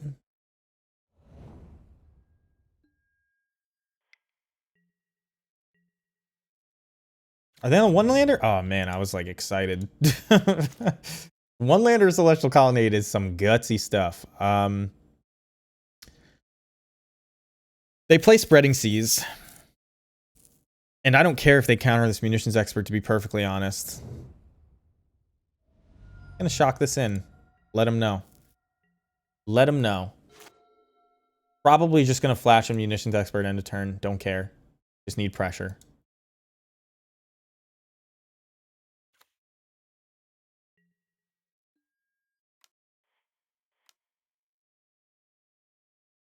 They don't really do anything by themselves anyway on an empty board. So, no real problem with this. Make sure you say no. I said yes the other day. It really hurt. That's pretty good. So they've probably left up counter magic here.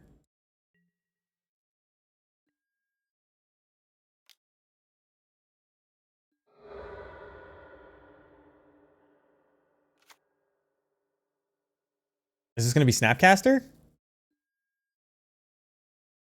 It looks like a this is like feeling like a Snapcaster. I don't know why. I think they like went into old school Path to Exile mode. They probably left up counter magic. Do I want to play Harbinger over Matron? I would rather draw.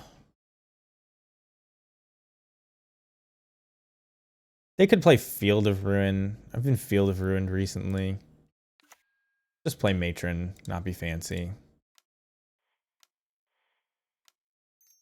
Let's get Ringleader, not be fancy. They do run Dress Down. That's fine. I have more impactful. I mean, this is a tutor. It's a pretty good thing to Dress Down. But like maybe in the face of Dress Down, you do want to play Harbinger though, just because it's more pressure. That's something I didn't think of. And if I were thinking, I probably would have done that, but they don't know if I have a Ringleader or not in hand. You know what I mean? And Ringleader can be much more impactful than Matron.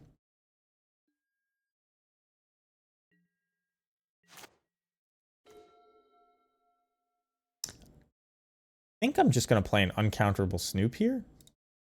Maybe I just play uncounterable Harbinger to get some pressure into play and like continue to try and pressure any dress downs they have. Yeah, let's do that.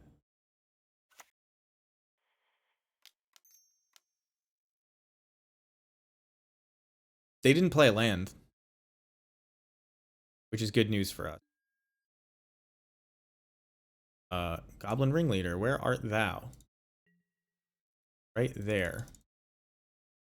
If they Supreme Verdict, do I just, like, Archmage's Charm? Shark Typhoon? Didn't expect that. I guess keeping up Munitions Expert, like, stopped them from Shark Typhooning, but... I probably would have cast it, too, because, like... Just keeping more pressure in play, like, this isn't going to get a ton of value.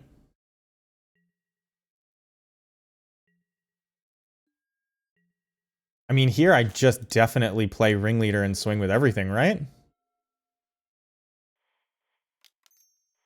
I don't know what would stop me. Let me draw some cards.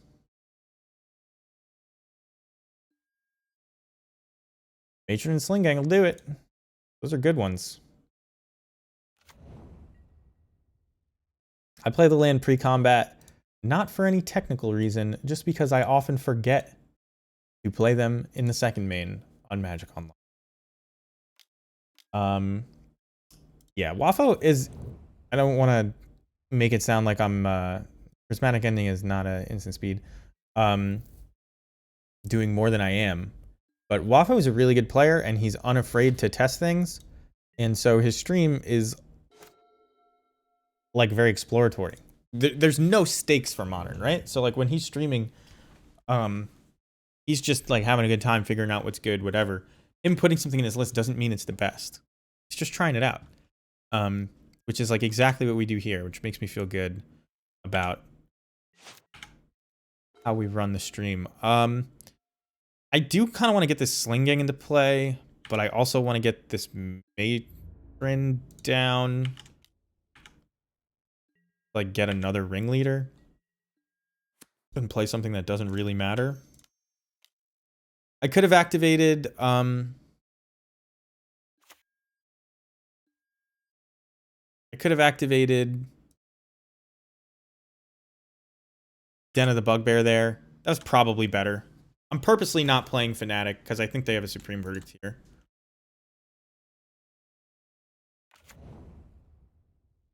Five. That means Solitude. We'll swing into the Solitude and we'll kill it.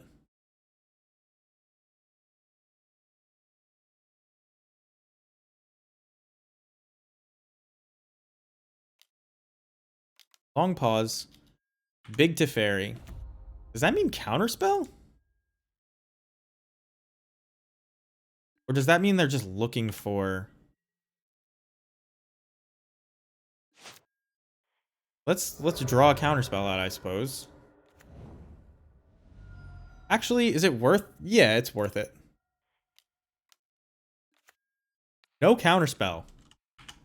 That or they just F6'd.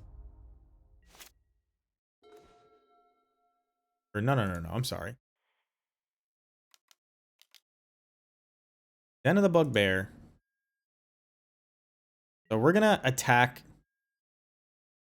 everything at them except one matron. We're gonna send it to Fairy and the token. That's because if they have the Snapcaster here to just like ambush Viper, we don't want them to be able to save the Teferi. 3, 4, 5, 6, 7, 8. Yeah. Difference between 8 and whatever. It's not a big deal here. So yeah, there's the ambush Viper. It's gonna kill our den. Not a big deal.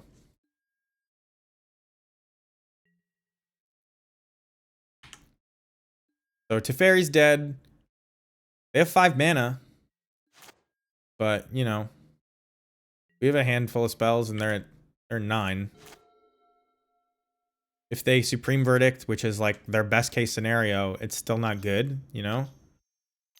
Because we've drawn everything. This Goblin was free and like it's just untap and Ringleader uncounterably. So Ringleader is just so good. I mean, Cavern of Souls is so good. They could dress down here. Dress down is a big deal. But I can't not play this Ringleader, right? Maybe you can? Maybe I just play Snoop out? I don't know. But Teferi, or excuse me, Kiki Jiki next turn is pretty good. So like, maybe I wasn't, that could be the turning point of the game. That could be a big mistake.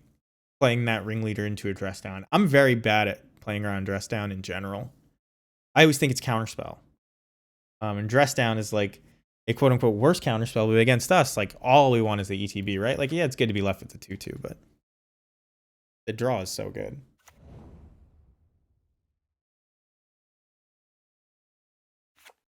And obviously, counterspell is very bad for them in spots like that.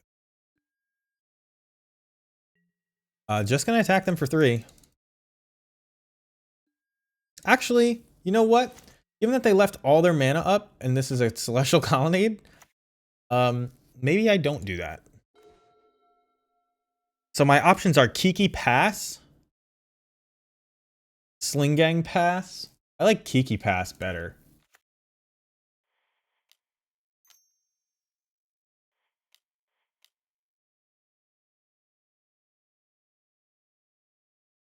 So it can't be countered.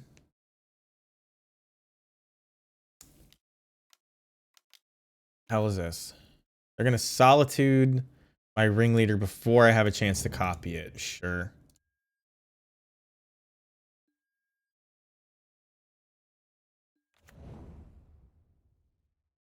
So, I mean, that's obviously pretty good.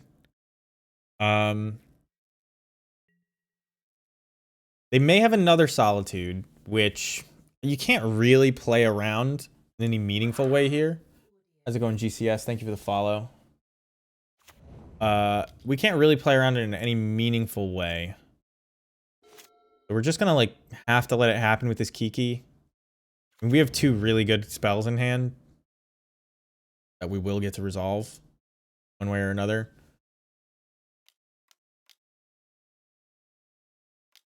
This is Big Teferi. Big Teferi. We're gonna try to make a Mog Fanatic at end step. And we'll do it before they can hardcast Solitude. So we'll make it in response to the trigger.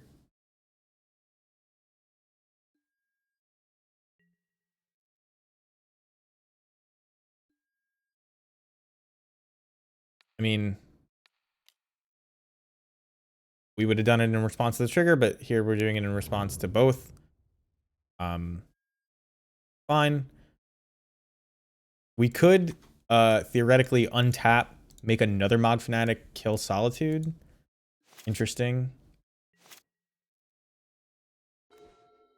They're just dead to Ringleader. 1, 2, 3, 4, 5. This is 6. Make a copy of it. It's 7. And this Kiki could be the 7th, but I think I'm gonna play this Ringleader to see if I can force something out of them.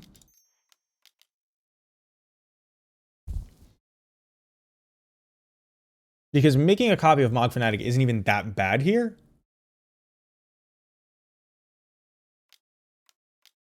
You're never avoiding this Solitude, like I'm saying, right? So, what do they target? Obviously Kiki. Make another copy. So now, are they just dead? They're just dead. This is pretty great. So we now attack them. They can't lifelink because all of our creatures sack. They're going to take 1 point of damage. We have 1, 2, 3, 4, 5, 6 goblins.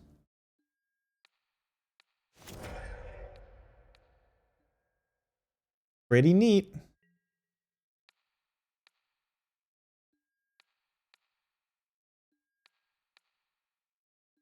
And there you go. That's how you beat blue-white control. You play extremely patiently. When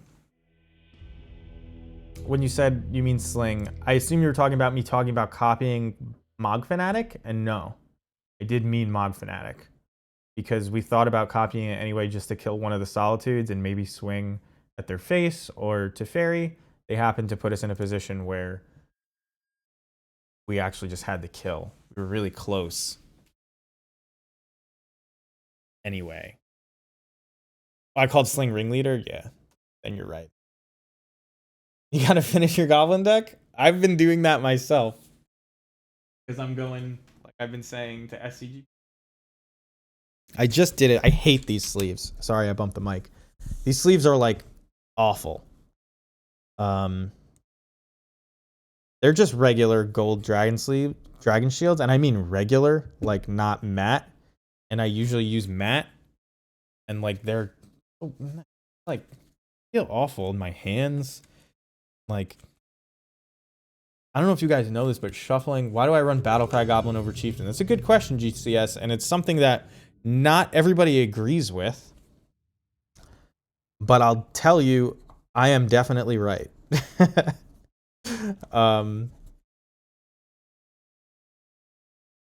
Chieftain is very bad against removal. Like really, really bad.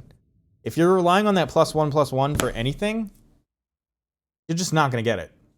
It's like what it comes down to. You're just not going to get it. 90% of the time, 80, whatever it is, you can't rely on it. Battlecry Goblin has no such problem. It doesn't need to stay alive to continue to buff your team. And the haste is nice, but it's often not, like, what are you doing? You're tutoring up Chieftain to give your Snoop haste, but then, like, they can just kill the Snoop. It's just so bad against removal is what it comes down to. All of the situations. We're going to keep this because it's double Snoop, and we don't know what we're up against. And I'd rather not mulligan. Looks like burn? Could be goblins. If it's goblins, we may just lose. Because they could turn 3 us. But Chieftain has no such problems. Also, or Chieftain has all those problems. Battlecry Goblin has none of those problems. Also, is this like Kiki control?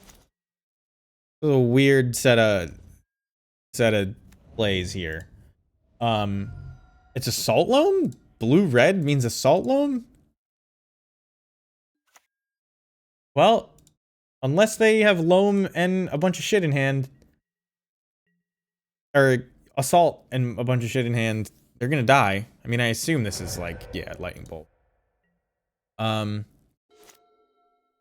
Battlecry Goblin scales with the number of lands you have in play, which is a really big deal for a deck like, wow, you were totally right on that Assault Loam call. Which is a really big deal because we often have like 4+ lands in play. We want to get 4 lands. So in those late game situations where you just top deck it and you have like 6 lands, insane. Oh, the MTG bot said Assault Loam. I don't read that. Just spam to me. I'm gonna play out Snoop again. I likely want to shuffle that away. Believe it or not, I don't think red, green, blue Assault Loam is playing counter spells. I bet you this is for expressive iteration, if anything. I guess we can click this MTG Goldfish link if you guys are interested. It's a Slogurk deck. Okay, fine. I didn't really rock a ton of that, but looks like red, green, Brennan 6 tireless tracker with Slogurk. I didn't even see Loam. I didn't see Loam or Assault. Oh, there's Loam. There's Assault. Okay. I didn't I'm saying I didn't I didn't process that as I looked at. So here's a Fury, which they are forced to cast. Which is good. Toss them 2 cards. They only kill 1. What did they pitch? They pitched a Mages to the Moon. They probably have more Mages to the Moons. So we're gonna fetch a basic Swamp here. Because it's our only Bloodstained Mire here. Another tireless tracker. You got it. These can get pretty big. We can chump them. But they do draw a lot of cards. They can rival our ringleaders. It's very mana intensive for them to draw that many cards, but it's not nothing. You know what I mean? Can't just let it go forever. So we could play Harbinger here, which blocks. We could play Ringleader, which attacks. I kind of like playing Harbinger and getting an Expert. And just like putting this into play tapped. I think that's a good play. Drawing card's not really where I want to be.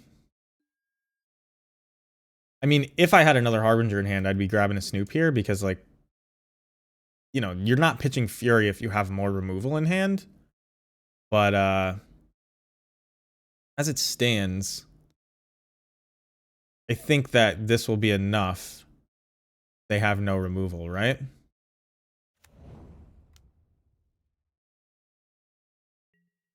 Kiki Jiki copying Ringleader, I mean.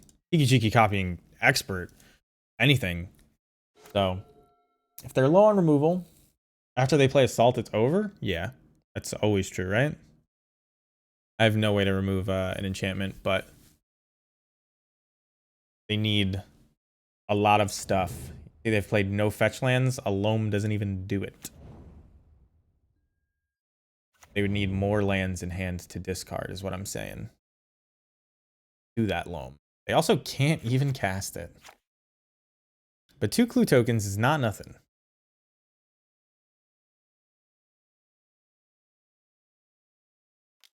Their mana base is awkward in general. This is not... I've watched, I think Freaking Nasty plays it. And, like, there's no getting around the fact that Snow-Covered Forest and Assault Loam is already awkward, and they're playing Otawara. You know what I mean? Like, stuff is awkward in general. We are a deck that probably has one of the hardest times against Assault Loam. I mean, we're just going to board in Leylines and try to play a fair game after that. Probably Leylines and Necromenches, I imagine.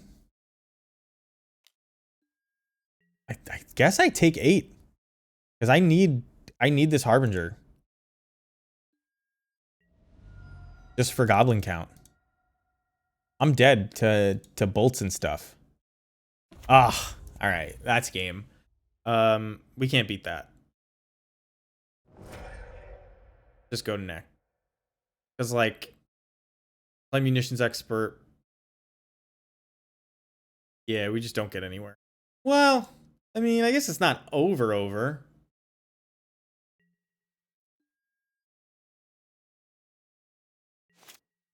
I have to double expert one of them.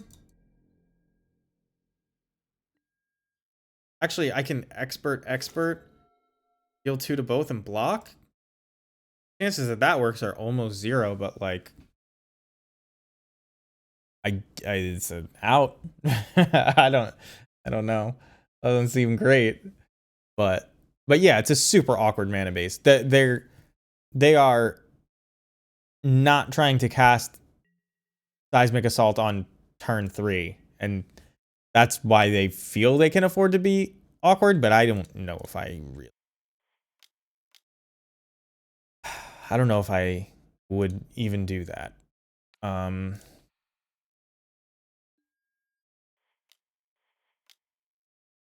played some jank in my day. Who did I target?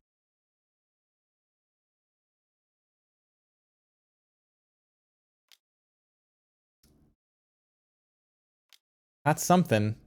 They're gonna draw. They don't have something. All right. So they didn't wait for me to make the mistake of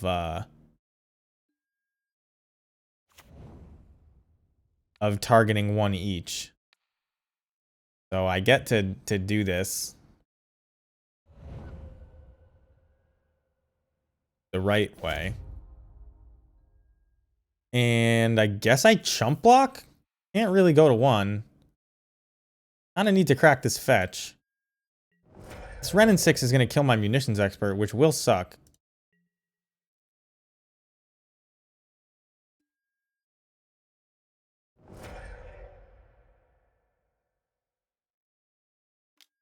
Paying cost, Utopia Sprawl. That doesn't draw a card, right? Just ramps. The other one draws a card. That 1 life point may matter, but I need something here. I suppose I could find a Fanatic, which lets me keep my head above water and then a little bit more. I guess a Mog War Marshal is probably the best draw here. Probably the best get. There's a War Marshal. Never say die.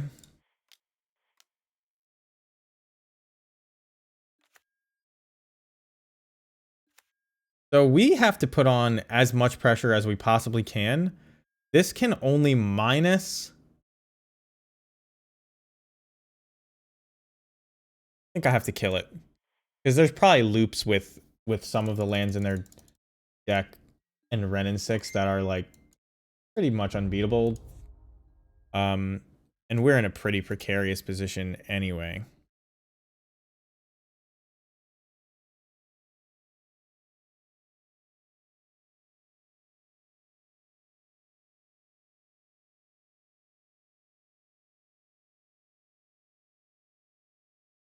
Sorry, that was my girlfriend. I cannot believe I'm still alive, to be perfectly honest. Wow, that is loud. I mean, an assault with like any number of lands and a loam is gonna kill us, right? Like, we can't kill them fast enough, but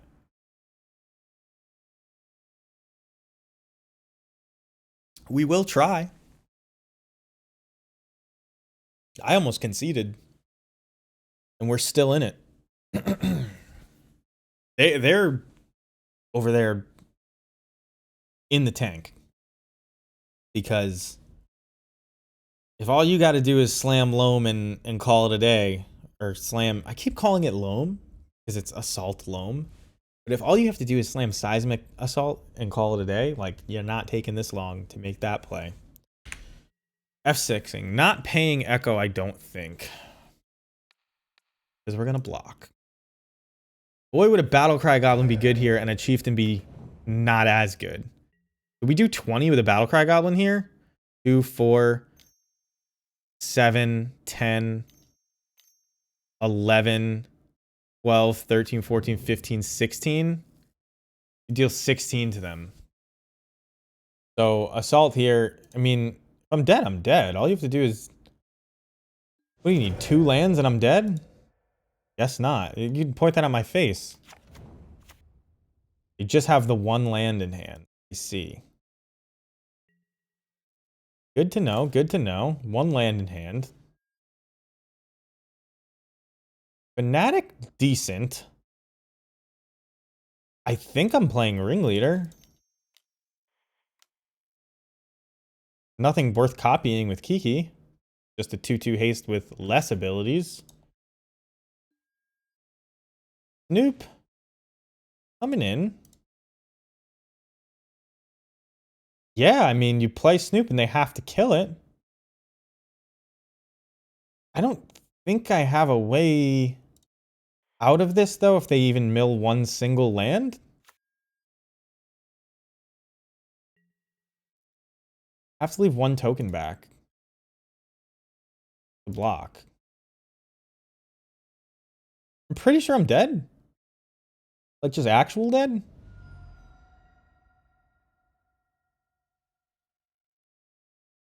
They should have recognized that, like... Well, I guess they do recognize it, that Loam is probably going to get a bunch of lands, and it doesn't. So they still just have the 1 land, unless they drew 1 for turn. No, they couldn't have drawn 1 for turn because they dredged Loam. So... What is this? Life from the Loam, no targets? Do something. Do something. Please. The suspense is killing me. You have to kill Snoop. The only way you die. I've left 2 blockers. There's a pretty good one here. Do it. I don't know. Yeah, alright. So Snoop's dead. Because we're drawing Cavern next turn. We may... Well, so they should loam back this snow-covered island and kill Ringleader immediately. Oh, they just loam back and kill this token now, right? Yep, there you go. You got me.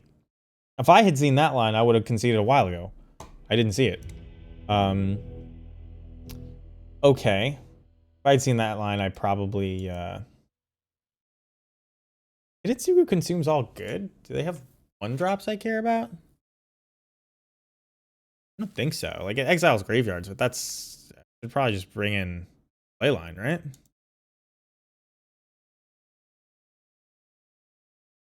I guess a Chalice on 4 kind of stops the... A Chalice for 4 mana. Just, like, they can't win, but,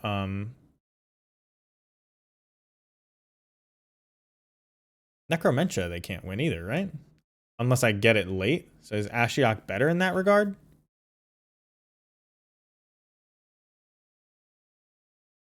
They don't seem to be playing a ton of fetch lands.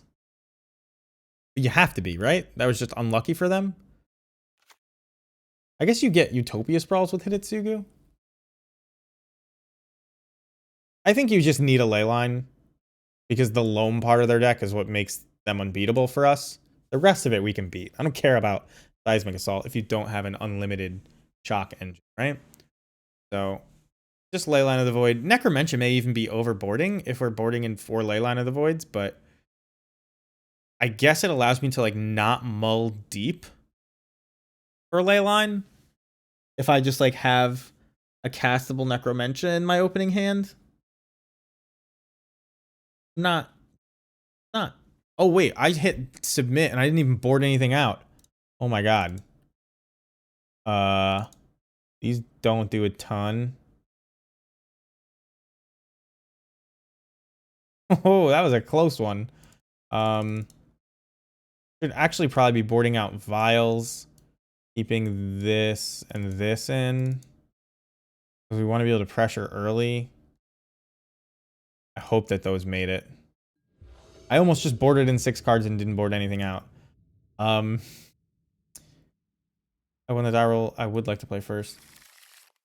Sided 6 cards, not seeing them. I mean, this is a great hand. I almost want to keep this. Like, is a late ley line is decent against them, and this is like really aggressive. If I draw lots of lands, it's really aggressive. Vial would have been a great thing to have in this hand instead of like the Harbinger. But they're playing Lightning Bolts and Tireless Trackers. Pretty bad against all of those.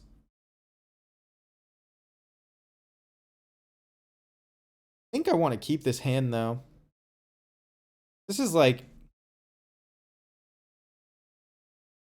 I mean, how does this hand function against Wrenn and 6? You play Skirk, play nothing turn 1, play turn 2 Mog War Marshal, they play Wrenn and 6, they kill your Skirk. Pay Echo, you kill Wrenn. Pretty good. I don't think I'm going to go for a Leyline GCS. I think this hand functions well enough against their best hands that I'm going to keep it. And if I draw a Leyline, I can cast it at 4, and even the Skirk Prospector allows me to get to 4 once I... So, like, it's the recurring loan that gets us. It's not like it's Dredge, where if they ever have a graveyard, I lose, right? There you go. GCS to talk about Dredge. Lost the matchup this weekend against Dredge by going for a greedy turn 3 instead of a Leyline. Again, not Dredge. Not a big deal if we don't throw Leyline. Rest in peace. Just as good. They play... Ooh. Play Magus of the Moon, and I have a couple black cards in hand. I don't have a Snoop, so... I might as well grab this. I can, you know, do some fanciness and get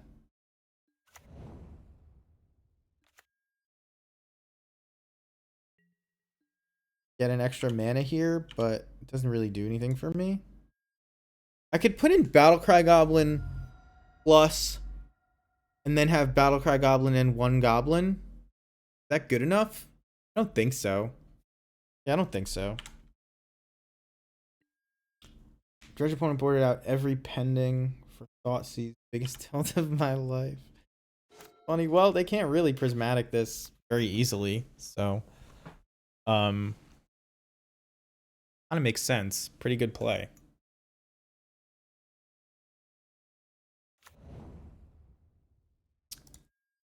A land off the top is what we want for the next few turns, to be honest. Oh, they have 3 mana here. Just straight up assault. Okay.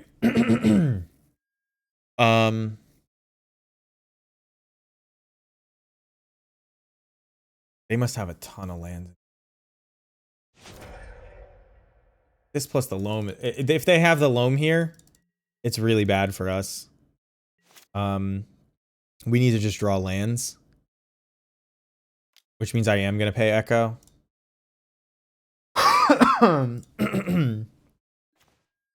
Ugh. I needed to draw lands to win. I mean, if they have loam, we don't have any like great targets for them to kill. So if they kept us based on like 4 lands, loam, and assault, like we're still okay. We just need to draw the lands, you know? And if we can, we want to keep them loaming so that they don't draw anything else. We'll just keep running out whatever we can.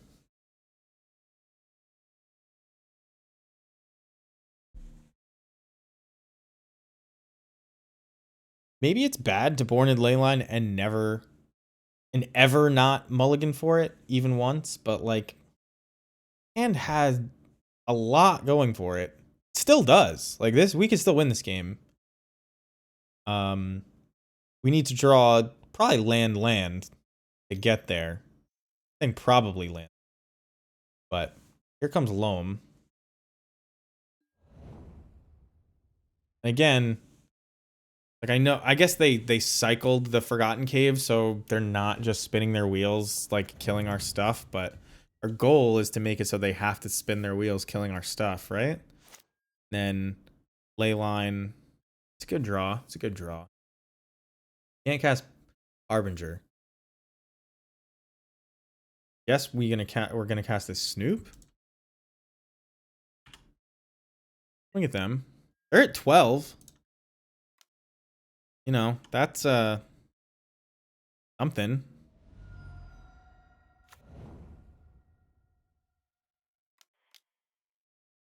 What's the best way to beat Money Pile?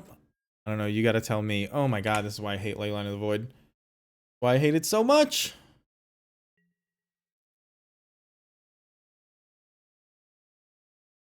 Oh well. I think we're gonna lose, but it's okay. So there's not a good way to beat Money Pile, but the way you win games is by putting on pressure, a lot like what the hand we have here is doing. You want to put on pressure and force them to either pitch cast things that don't matter, like a Fanatic and a Mog War Marshal, and then keep putting on pressure so that they cast a turn 4 Omnath, basically an Omnath that doesn't gain life, all it does is cycle. And then you need kind of an answer to Omnath right away. So this is like a well, see, PB, that's kind of what I'm saying is not a good plan for them. And I was hoping they did it. Oh, I don't think I can beat this card. I can't beat this card plus Loam. Because every time they dredge Loam, they don't draw another card. So if I can buy time to get a Leyline out, they've traded all of their wheel spinning for basically nothing. You know what I mean? Like they just have, I guess they have 3 shocks in hand, but I can draw a lot of cards. They're also at 6 life. Man, I'm gonna keep playing this because I actually can still win from here, especially them being at 6. Like I don't have to attack. Although they can just respond to Sling Gang. Man, do I wish I was drawing a land. Oh, man. Yeah, I should have just mulliganed for the Leyline. Like, they can't beat the Leyline. I guess they have green, though. They're playing Boseiju for sure. The Leyline's not just like a lock. I know they have more lands in hand. I'm not. You know what I'm gonna do? I'm gonna play Boggart Harbinger, and I'm gonna just not find anything. Like, I'll use the ability and fail to find. Just to give it the old lucky shuffle. I could have swung them down to 1. Or down to 5. Maybe I should have done that. But, again, I think forcing them to assault our crappy goblins. Electric Bob, how's it going? I saw that your deck won the challenge. Obviously not in your hands. Must feel good to have a deck that even makes challenges. I know we joke about black-green sucking and goblins being better, but goddamn, last time goblins saw the top 8 of a challenge. It's only me playing it, so I understand. But how's it going? How did your stream go? Did you play? I assume you played the list from the challenge. I don't know how different it is from yours. I should have. I don't know why I didn't. Oh, I know why I didn't. I don't think I follow you on Twitter, so I didn't know your Twitter handle, if you even have one. So like I was gonna reply like I cannot believe Electric Bob's deck won. It's so bad. But I don't like calling other people's deck lists bad, like that I don't know. So I wouldn't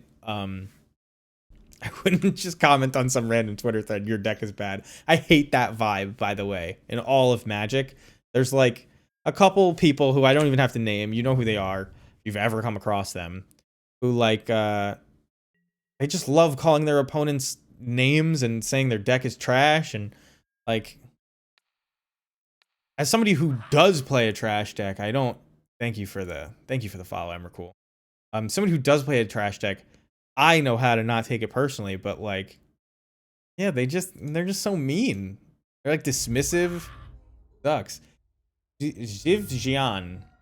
That's that's a tough one. Jiv, because it's like the V sound. I don't know how to do that with the Tarnished Nick. Thank you for the follow. Damn, what a great raid leader you are, Electric Bob. Did you ever play WoW? I know you're a nerd, but you probably had basketball practice. You never got to raid. Bruno Caleb, I've seen your name. Around. Thank you for the follow. You'd say some of the choices are suboptimal. I mean, I wasn't even paying attention. I was too busy looking at the raid. We just lost to Assault Loam by boarding in ley lines and then not mulling to them because we thought we had a good enough hand, and then they turned to Loam Dust. I didn't like Utopia Sprawl into Loam. If I didn't draw the 2 lands I needed, I was dead, and I didn't draw the 2 lands I needed. Never played WoW. Not worth playing, if I'm being honest. It was like a thing. I played Classic again. And it was like a happening. Nah, GCS. That was, I mean, we got nut drawed. We could have mulled to Loam, but we could have mulled to Leyline, but we beat a lot of things with that hand. Again, it's not Dredge. It's a control deck they're playing. So if I draw lands and they don't have a nut draw, like, we're okay. But Slogurk plus Loam in the first 3 turns, like, yeah, that kills us. I go in Spider Space. So thank you for the follow, by the way. I don't know if you're going to SCG Pittsburgh. I saw Wittimus. Thank you for the follow as well. I saw it in Evan's Discord. I'm gonna be there, and I'm very excited. But yeah, I played this. Man, come on. Kryda. It's probably Kryda. I guess you keep this in the dark. I mean, you have Den of the Bugbear. You're good against Ragavan.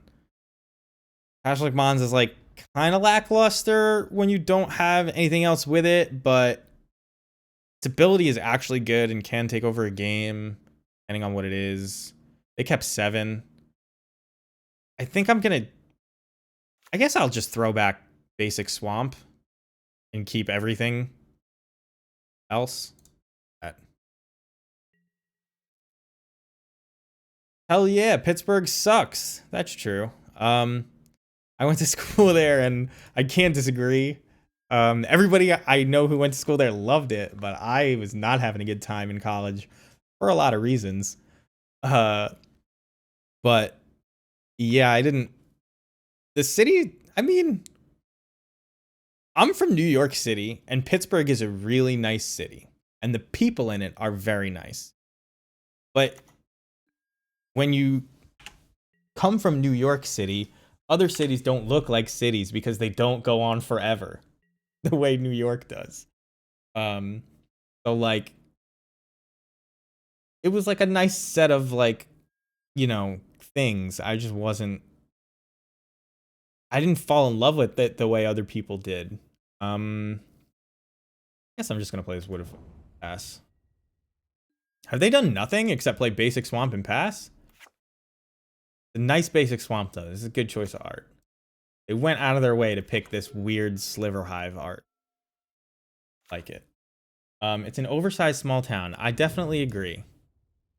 So this looks like mono black Tron. Oh, not mono black Tron. So when I say mono black Tron, I mean the. I did like Pittsburgh. I don't want to pretend like I didn't like it. If I didn't like it, it was not because of the city itself. You know what I mean? It was definitely because I was not doing well in school. Definitely should not, considering the Urborg, should not have shocked that in. Just too busy talking. But yeah, it gives off that vibe. But I am going back. So I told my girlfriend, who I didn't meet, SCG or GP Pittsburgh years ago was the first time I met somebody from Kentucky. Bob, just coincidentally. And I was like, I told you I live in New York City. I am like a quintessential New York City person. I don't even know where the fuck Kentucky is. So I'm in Pittsburgh thinking like, wow, that sounds so far from here. And they were like, what? It's like 3 hours away.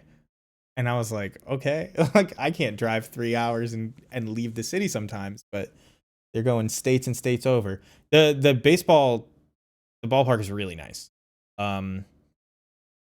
That is like,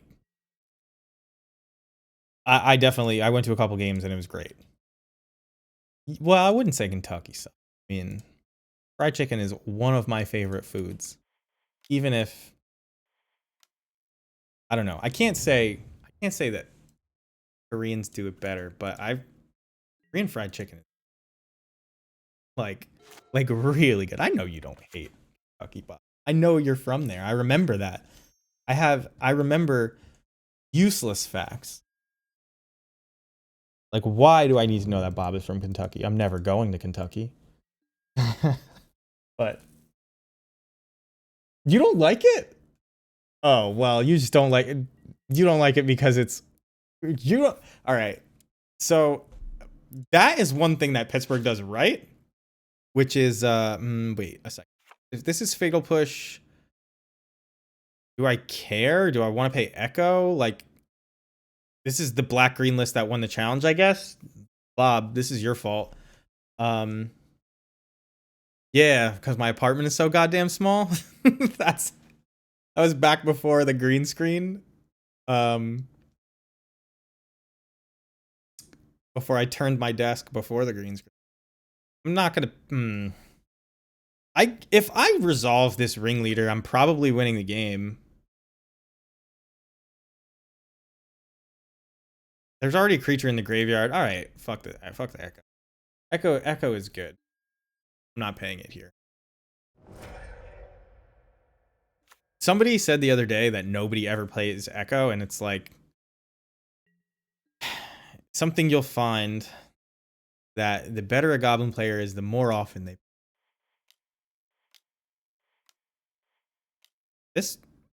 I just feel like so in control of this game. I don't even care what they're gonna play. Are they gonna like damnation me? Like, who knows? But I'm not gonna look it up. But anyway, I was saying, my girlfriend and I both went to school at the same school in Pittsburgh. She loved it. We never even met while we were there. We met here in New York. We were at the same school, same time. But so I mentioned I was going to SCG Pittsburgh. Half Goblin, half Amazing agrees. Well, I know where the amazing half is or comes from. And like, anyway, she was so excited to go back to Pittsburgh when I told her I was going to go to a Magic tournament. She was just like, she doesn't even play Magic. She was just psyched to go back to Pittsburgh, so she's coming. It's wild how close everything seems to be out east from the southwest. It's like, it seems like that. I know what you're saying. And then what's crazier is the tip of Manhattan. Like, so I'm basically at the tip of Manhattan. Gilly, thank you for the follow. I'm basically at the tip of Manhattan. To walk to the other end of Manhattan is like a few hours. No, it's like an hour and a half, right? It's like 4.5 miles, but like you have to wait for lights and shit, traffic, whatever. Like driving can take you like 25 minutes. I grew up in Connecticut, which is like a train stop away from New York City, and it takes 50 minutes by train, and occasionally that drive will take you 2 hours. And it's like, I know people from LA are like, oh, we have the worst traffic, but it like everything is so condensed here and the roads are all windy. It like it takes a long time to get from New York City to anywhere. To the other side of New York City, like it could take you over an hour. You know what I mean? It's not like you're going 100 miles in that time. You're going 3. It's crazy. See you, Bob. Thank you for the raid again. Hopefully I'll run into you one of these days and just show you what a real deck can do. This is obviously a good combo here. Sling Gang and Pashlik. It would take over this board, although this Douthie Voidwalker shuts off Pashlik, doesn't it? It doesn't. You can sack the tokens still. It's interesting because they're not cards. So here, I need to get this Pashlik into play. It needs to not look like it matters. I need to get the Slinging into play at the same time. I could also just play Snoop. Just play Snoop. We're going to play this Vial. We're just going to play Snoop out. There's nothing good. Maybe I play Pashlik, but like... 1, 2, 3. Let's play Pashlik. This game's going to go on a while. But they don't have any like serious card advantage right now. Maybe a mistake. I'm not going to attack with both tokens. Because they can only block one, unfortunately. Alright, so they don't understand that that Pashlik gets turned off by Snoop. That was like almost best case scenario. Or Pashlik gets turned off by Voidwalker is what I'm trying to say. Pittsburgh, everything is 20 minutes away from everything. Yeah, it's Pittsburgh was always, it's a nice town. My friends own a brewery out in Braddock that I'm kind of excited to go back to. I'm hoping to bring everybody there. I don't know who's coming with me to SCG, so we'll see. Get like a big group of people out there. I'm going to continue to sacrifice the actual cards to preserve these tokens, and it's gonna look stupid, but I'm just warning you now. Oh my god, not playing Vial was like a great decision. Damn. Because I would have had to discard Pashlik and I would have just been screwed. Driving like 10 miles. Yeah, it's... Look, I don't mind because everything is here. You know what I mean? I don't need to drive 50 miles to get to anything. I mean, sometimes you do, but I don't need to. This is very cool. I'm glad. I don't know why they haven't been attacking with Douthie Voidwalker. They don't have...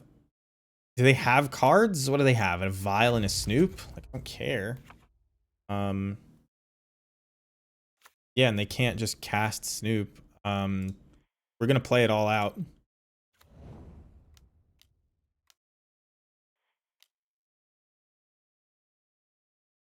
But I love being here in New York City. Ooh, we have a whole bunch. Are they just dead? No, they're not just dead. Because even if they were just dead, the whole card versus token thing messes with that count. So let's just do I need to do this now? Is there a reason to do this now? I guess there's not.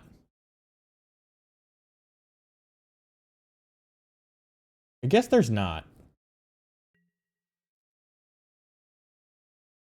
I could like swing for 2 and then stack everything to just clear their board. I kind of like that.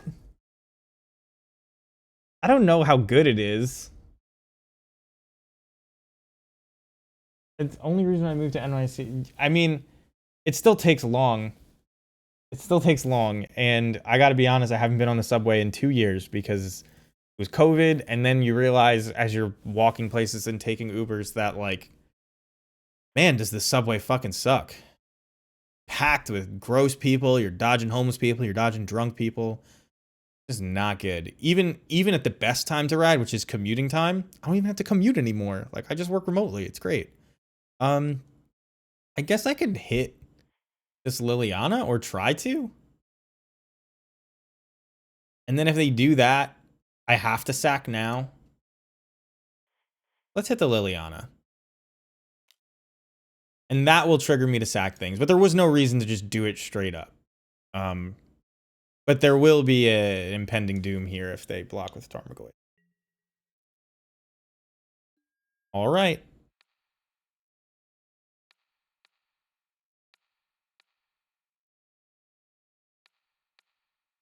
This is a very intricate play that you might not have caught if you were not used to playing Goblins and getting screwed by better cards.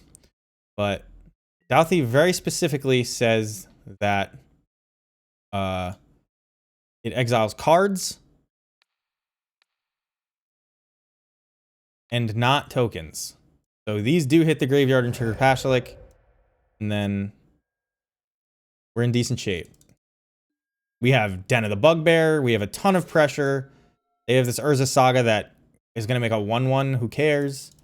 We're in great shape. You're in NYC for work. I mean, oh yeah, that's the best part of it. It's just like, and it never stops running. You can actually hear it in my apartment. The more furniture I pile in here, the less you can hear it. But tokens get rid of the. You're talking about not ensnaring bridge, but bridge from below, I'm assuming. So yeah, that makes sense. I never know. I haven't had to play against bridge from below in a really long time. I never know which. Okay. I mean, that's fine. So we don't have to do anything special. We'll just. Do I want to hit Lily or them? I guess I want to hit Lily. I'm going to attack Lily. And I think this makes it just cleanly get killed by the Den of the Bugbear alone, and I can just attack everything else somewhere else. Although a Fatal Push would screw that up, so I would probably end up attacking with more anyway. Maybe I don't even activate Den of the Bugbear. Because, like, why do they do this if it's not a removal spell, right? Okay. Well. That takes care of that. Don't have to worry anymore. Now we're definitely activating Den of the Bugbear. Comes up with Mogwar Marshal tokens? Yeah, because it does say die instead of leave the battlefield. We could play this.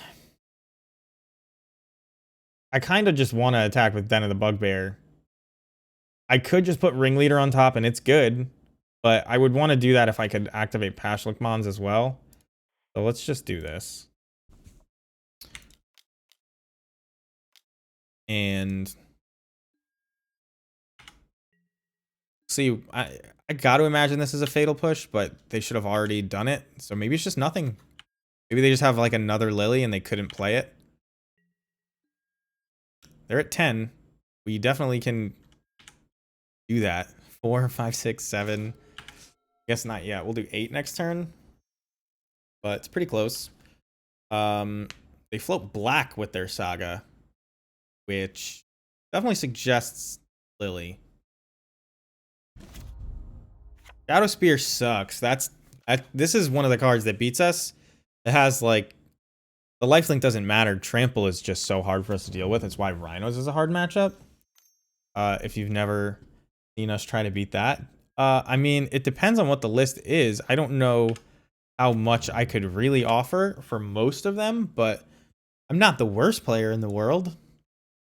I mean, worst case scenario, there's a text to speech option in the channel point redemption, and you could just save up and read the list off one at a time. This Tarmogoyf is gonna fuck our day up, but that's okay. We have ways to deal with this. They have one card in hand. Guess who is hoping Snoop is good enough? This guy. If Snoop survives, this Harbinger does a lot. There's nothing really fancy I can do. Like, I can attack, but why? I guess I get 2 points of damage in, then I sack so they don't lifelink. I suppose I'll do it because I literally have nothing better to do. And I'm hoping to, like, win next turn with this Harbinger anyway. Show a fancy play.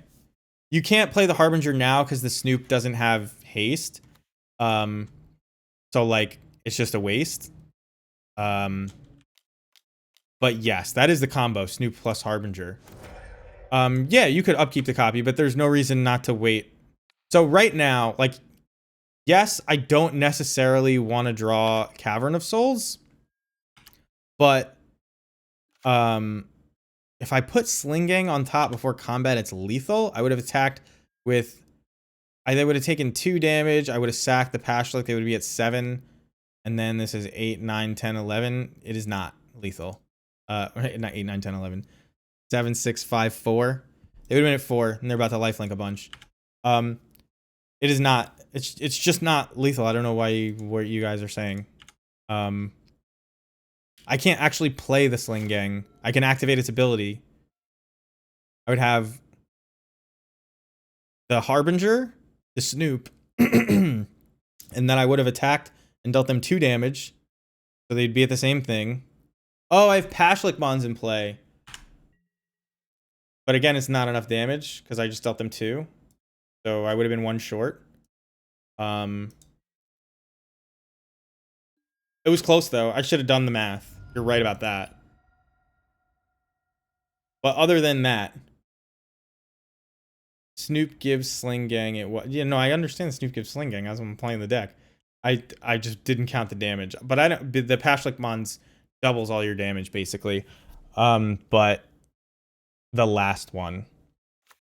So I would have had Harbinger, Munitions Expert token, and I would have dealt them 1, 2. So we would have dealt them 1 with an attack, so we'd be at 9, and then we'd have 1, 2, 3, 4, 5. Oh yeah, it was probably pretty lethal. Yeah, it was almost definitely lethal. It's still pretty lethal, even now that they've swung with this Tarmogoyf. What? I guess it only does -3, -1. Okay. What are they getting back? I could play Harbinger and attack. Yeah.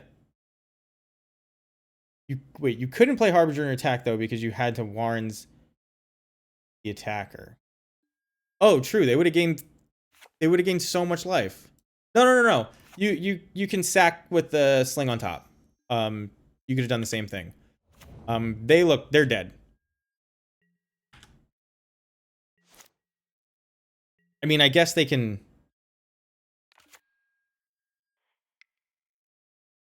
There's probably like 1,000 ways to kill them here. 1, 2, 3, 4. Let's do this. Is this smart though? Because if they, so what am I dodging? I have to dodge a fatal push if I do this. Pre-combat. I can deal 1, 2, 3, 4, 5. They go to 12. And then I put Sling Gang on top. They could just fatal push this no matter what I put on top.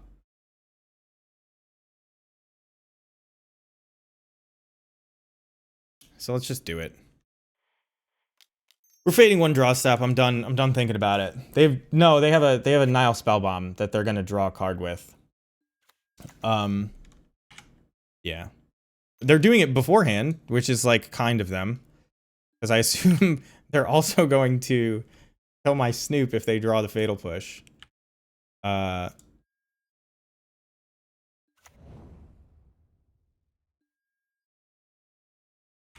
Doesn't look like they drew it. So for those of you who haven't seen the combo before, Snoop gets all the abilities of goblins on top of your deck, and you can play them from the top of your deck. Kiki Jiki's ability normally protects against making infinite copies of itself because it says non-legendary, but Snoop isn't legendary. So you just keep making copies of Snoop. After you've set it there with Boggart Harbinger, the last copy of Snoop that is untapped, you use to copy Boggart Harbinger, and you reset the top of your deck with Mog Fanatic or Sling Gang Lieutenant. We were completely in control of that game, other than like the lifelinking Tarmogoyf, and like that's why I was like playing super loose. But I do think there was a kill there with Sling plus Pashlik, just putting Boggart Harbinger to get the Sling on top instead of doing the combo. But I was tunnel visioned because I was talking too much. Anyway, Hidetsugu even good against them? Yeah, I guess it is if they're playing those silly Urza Sagas that aren't even that good. They're just black-green, so I don't really care about Blood Moon. I guess they could play Torpor Orb. I think I've seen them play Torpor Orb. I think the combo is pretty unlikely against them, even though this is a mid-range matchup. So I think I'm going to do this. I guess you could board out some number of vials instead of the Harbingers. But...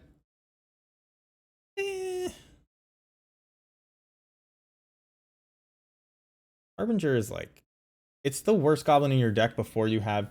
Goblins is fantastic right now, Spider. And I'm not the best player in the world, especially when I'm streaming. Every trophy I've gotten has been off stream this league. Or this season. But I did back-to-back trophy the last 2 leagues I entered with Black Red Goblins because it was really good for a time. Your worst matchups are 4-color pile, but show me a deck who doesn't say that right now. And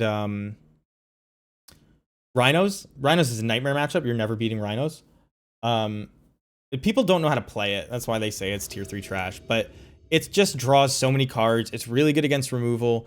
All of the control decks right now, not only do you have a good matchup against control anyway, but most decks are playing March and Prismatic Ending, which are 1-for-1s, and you're just like really good against that in general. This hand kind of stinks. Good against Ragavan decks, but it's not good here. I'm gonna mulligan this. Hand is a lot better. I think I just throw back Sling here. The Snoop is like probably the worst in this matchup, but it can draw you. Our opponent lost connection. We have a great matchup against Living End. Not only do we play Leyline of the Void, which is like obviously lights out against Living End. Some people play Blood Moon against this mono blue Living End. Well, it's not mono blue, but this blue Living End because like their mana base is actually pretty bad. We don't even bring it in because it's not good enough. But like we are usually playing Chalices and Void Mirrors instead of this Ashiok. These Ashioks suck. Somebody told me they were good against 4-color, and I'm trying it out.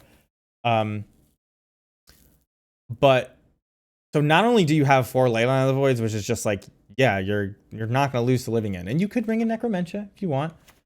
You have Skirk Prospector, and you play 1 at least. But you also have Sling Gang, and so like you can sack your whole board in response. And if they have like a slow hand that doesn't Living End quickly, you can search up Skirk or Sling very easily. And then you can not only sack your whole board and get all your triggers again, like maybe you're Sling Ganging and draining them to do that, but you also then can just combo them. Like you put your Snoop in the yard and they tapped out to play Living End, and now Snoop comes back into play along with a Matron or something like, you know what I mean? Like there's just, it's a good matchup. There hasn't been a lot of it lately, but I know people think that it's good against 4 colors. So I don't know. The thing about Goblins is it's like right now that Lurrus is gone, it may legitimately be the best mid-range deck that you couldn't accidentally call tempo. I'll put it that way, because Blue-Red Murktide might be better. But Goblins draws cards. It has weird aggro starts sometimes, and it has a turn 3 combo that gives you game in matchups like Titan that, like, yeah, it's a little bit coin flippy. Like, we're both mulling to our turn 3 combo, me and Titan, and yeah, I'm mulling to Blood Moon as well. I mean, sorry. They disconnected. You'll see here if they but like there's not really anybody that isn't like that with Titan. Like you can convince yourself you're not. Like you can, play the whole dress down plan against them and play one of these blue decks, but it's a do they have it, you know what I mean? That they're very much the modern equivalent of force check decks. Like and luckily, you can, if you really want to beat those decks like Belcher and Titan, and those are the decks du jour, like you can switch to Jund. I don't really like Jund goblins that much in any meta that has a mix of combo and mid range, but using Skirk Prospector to power out a turn 2 Blood Moon is really powerful. And using Ignoble Hierarch to power out, is this using Ignoble Hierarch to power out well, it's not in the board here, a turn 2 Necromentia or a turn 2 Blood Moon or whatever. It's just like, it's good. This is bad Jund goblins.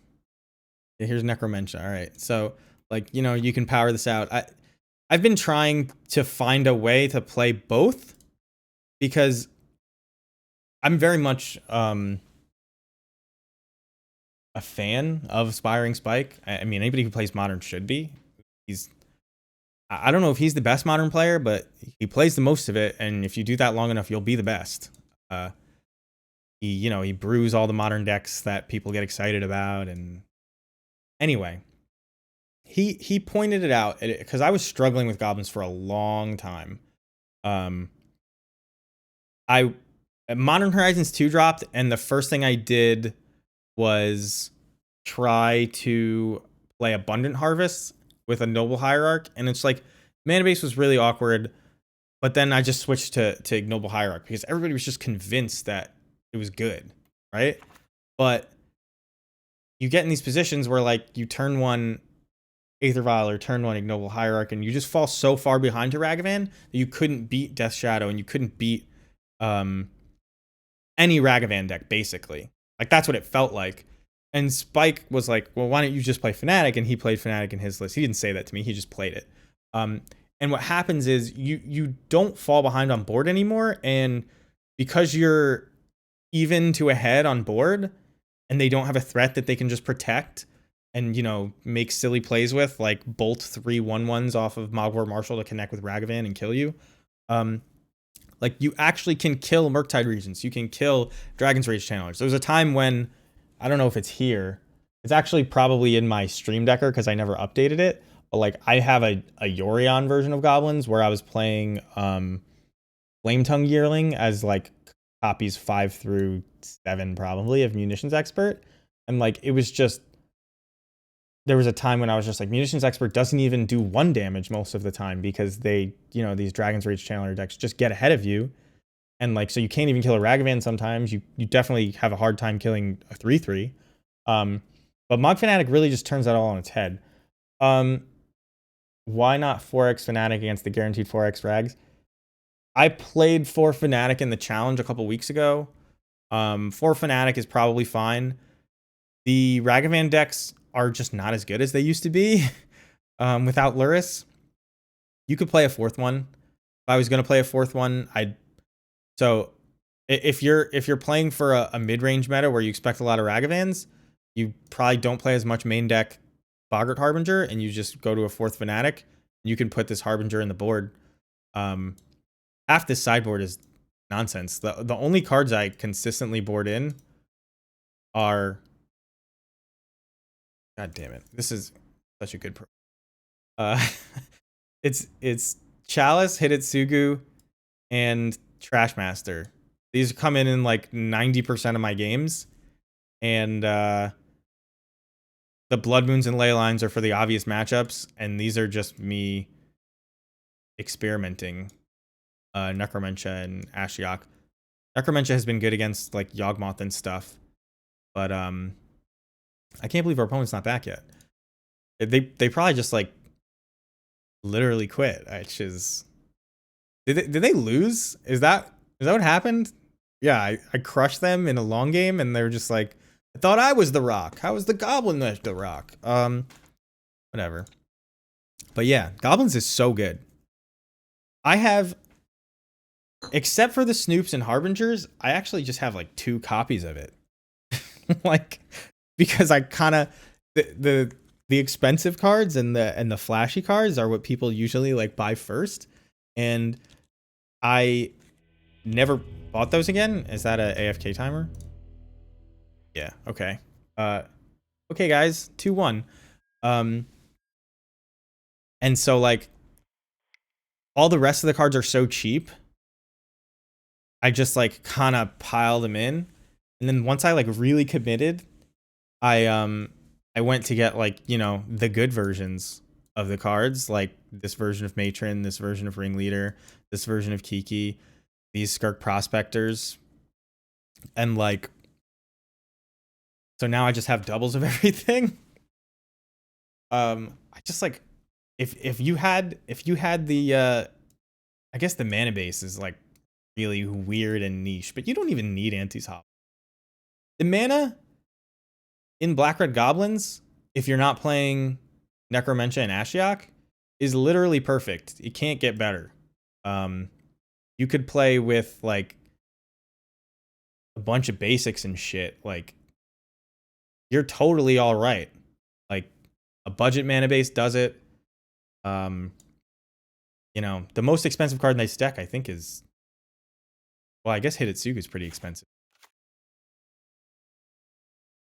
I don't know. Here, check it out.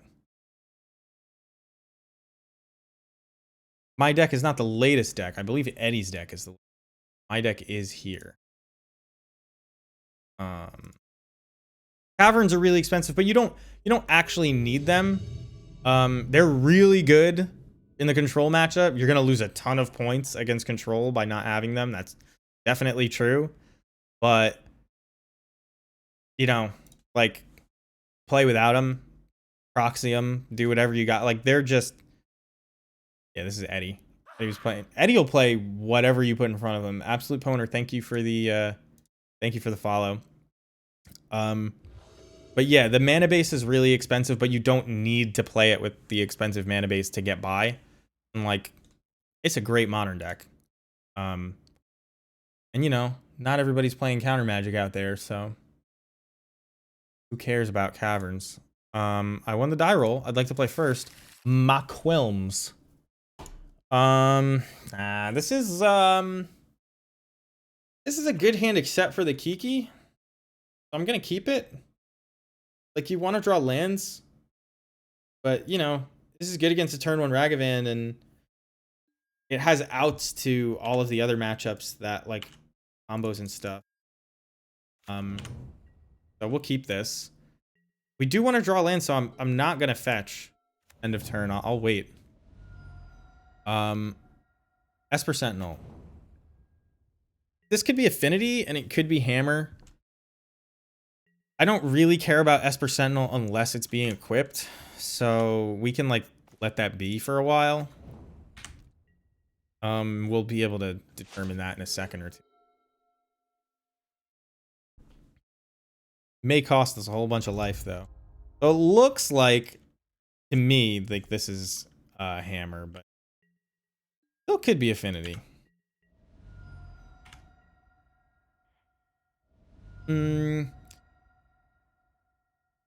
I guess I want to do this now. We can just grab a mountain with this second one. Like, because I'm doing this because I think it's Affinity and because they have the Urza Saga in play. The Saga tokens get big quick. And you know, maybe I'd rather them not be. That's all I'm saying. We're probably playing this Matron. A lot of people are main decking their Trash Masters right now because there's so many. I told you Trash Master comes in like almost every matchup. The Cavern of Souls, not only do they make your spells uncounterable, though, you do get to make blue mana with them, which is pretty important as far as playing Magic skillfully goes. If you're not capable of making blue mana, you're doing something wrong. So just like readjust your game plan. Goblins obviously doesn't have that problem though. So I guess we could grab Snoop. They're usually very removal light. They could grab like a needle off this Saga and then we won't get to do it, but if they do grab like the trample equipment, you know, that's bad. That's bad for us. 1/2 is a 2/2. I could kill it with a munitions expert. Do I care? I kind of want to make them think it matters. Like, I kind of want to do it. And then I'll just play Snoop. Shadow Spear, thank you. Names obviously come slow to me. Yeah, like they'll think they got us. I don't know. We're trying to combo them, so like we know they're gonna do this. Like no reason not to do it. Uses all our mana. I guess the reason would have been like there could have been one of these guys on top, and like then you play it with the Snoop instead. But I kind of am hoping they don't know the Snoop matters, if that makes sense. You know what I mean? So like, just playing it like this. That is purely a play the player, not the optimal line type thing that I'm talking about. But I don't want to know what's on top because I don't want them to know what's on top. If they say a Harbinger and they're like familiar with the deck, they go grab Pithing Needle. Here, as it stands, they got it anyway. Never mind, guys. We're good. I suppose. Oh no, they portable hold me. It's okay. I could get another Snoop. They named Pithing Needle though, or they named Aether Vial with their Pithing Needle. So this is big. Not the best for us. I don't have mana to play a Snoop and a Matron in the same turn, but I do think I still want to get Snoop. They can only have so many portable holes. I know we fetched for Snoop and yet they still didn't name it. Isn't that weird? We could get Battlecry Goblin. Battlecry Goblin will end this game really quickly. Not if we don't draw a land though. So let's get Snoop. If we draw a land, I think Battlecry Goblin probably comes close to ending it on the spot. Oh, we have four. We have four in play. I just literally couldn't see it. Oh, I'm so blind. 2, 4, 6, 8, 9, 10, 11, 12. So I guess it wouldn't have ended it on the spot. So it's good I didn't get Battlecry Goblin anyway. If we draw a land, we can play Kiki next. So just get Snoop. Well, it doesn't really work that way. It's not like I can play Snoop and Kiki in the same turn, but I know what you mean. This Kiki is going to be fantastic. We're probably not losing a game with Kiki and Munitions Experts being copied, right? That's... Their mid-game plan is not really that threatening for us. I still don't know if they're Hammer or not, because all of these cards used to go in Hammer. Do I take 5? I don't think I take 5. Well, if I play Kiki, I do get to just... It's Kiki plus a copy, and that kills this. So, like... Although, Snoop... Yeah, I'll block. Why not? I'm afraid they're going to start trampling. Is this your deck, Widimus? Here is this is the bad list I was telling you about. My Umori coffer list. I imagine it's horrible because I don't even know who Umori is. I will look at it. I'll pull it up between games here. Land, not bad. We're gonna wait till... Oh, we can't Violent Snoop. Nice. Yeah, I don't see us losing.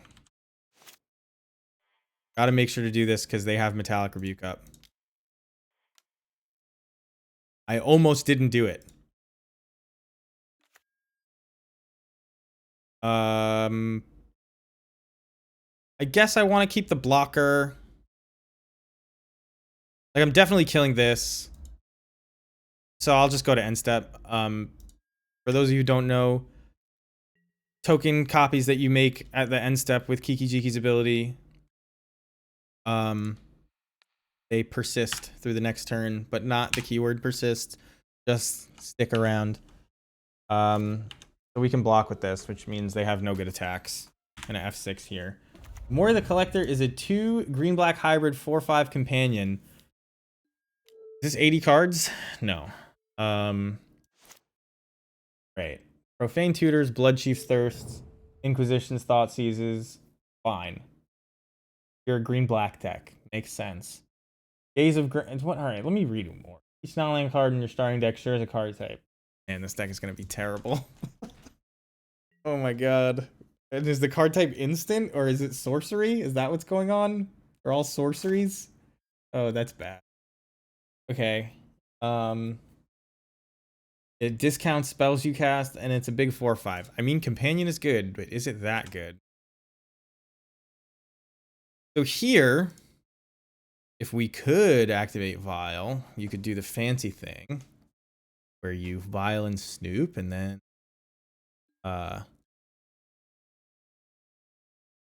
activate it with Kiki, but so they Teferi bounced our whatever, they got a Shadow Spear, but they can't keep anything in play. So like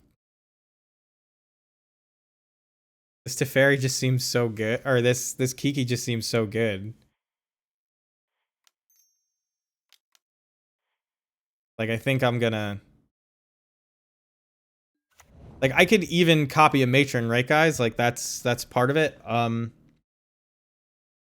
I guess I want to kill Teferi. I also want to kill Ingenious Smith. Stoneforge Mystic doesn't matter at all. I guess I can wait to kill Teferi. This Kiki needs to stay in play because we're gonna kill them with Sling Gang probably. I mean, I just have so many good options that it's hard to pick. And I just poisoned my mind by reading what Umori did. So like it's gonna take me a minute to recover. Like I probably don't lose this game if I just grab Ring Matron, but I'm just gonna I think I'm gonna kill Genius Smith.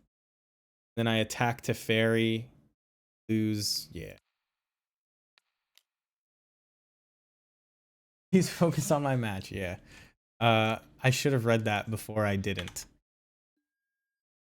If you would I believe you were able to get a 3/2? Yes, because the truth is literally anything can 5-0 on. I don't want to lose both my munitions experts, but I also don't want to lose Matron.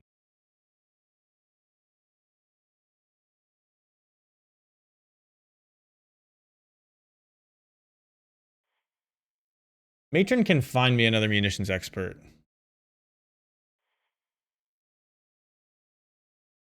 It's like not imperative that I kill this Teferi. Teferi? I don't know.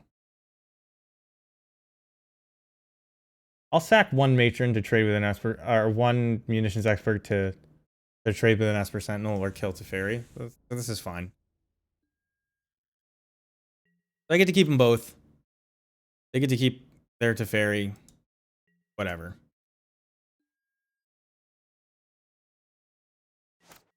Expert, yeah. Experts can target planeswalkers. I know.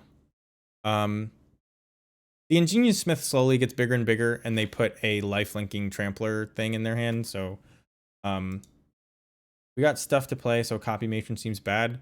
Copy Matron is almost never bad. I mean, tutor whatever card you want out of your deck for free. It's like it's crazy. This is gonna be a huge token. But Sling Gang is gonna kill this token anyway.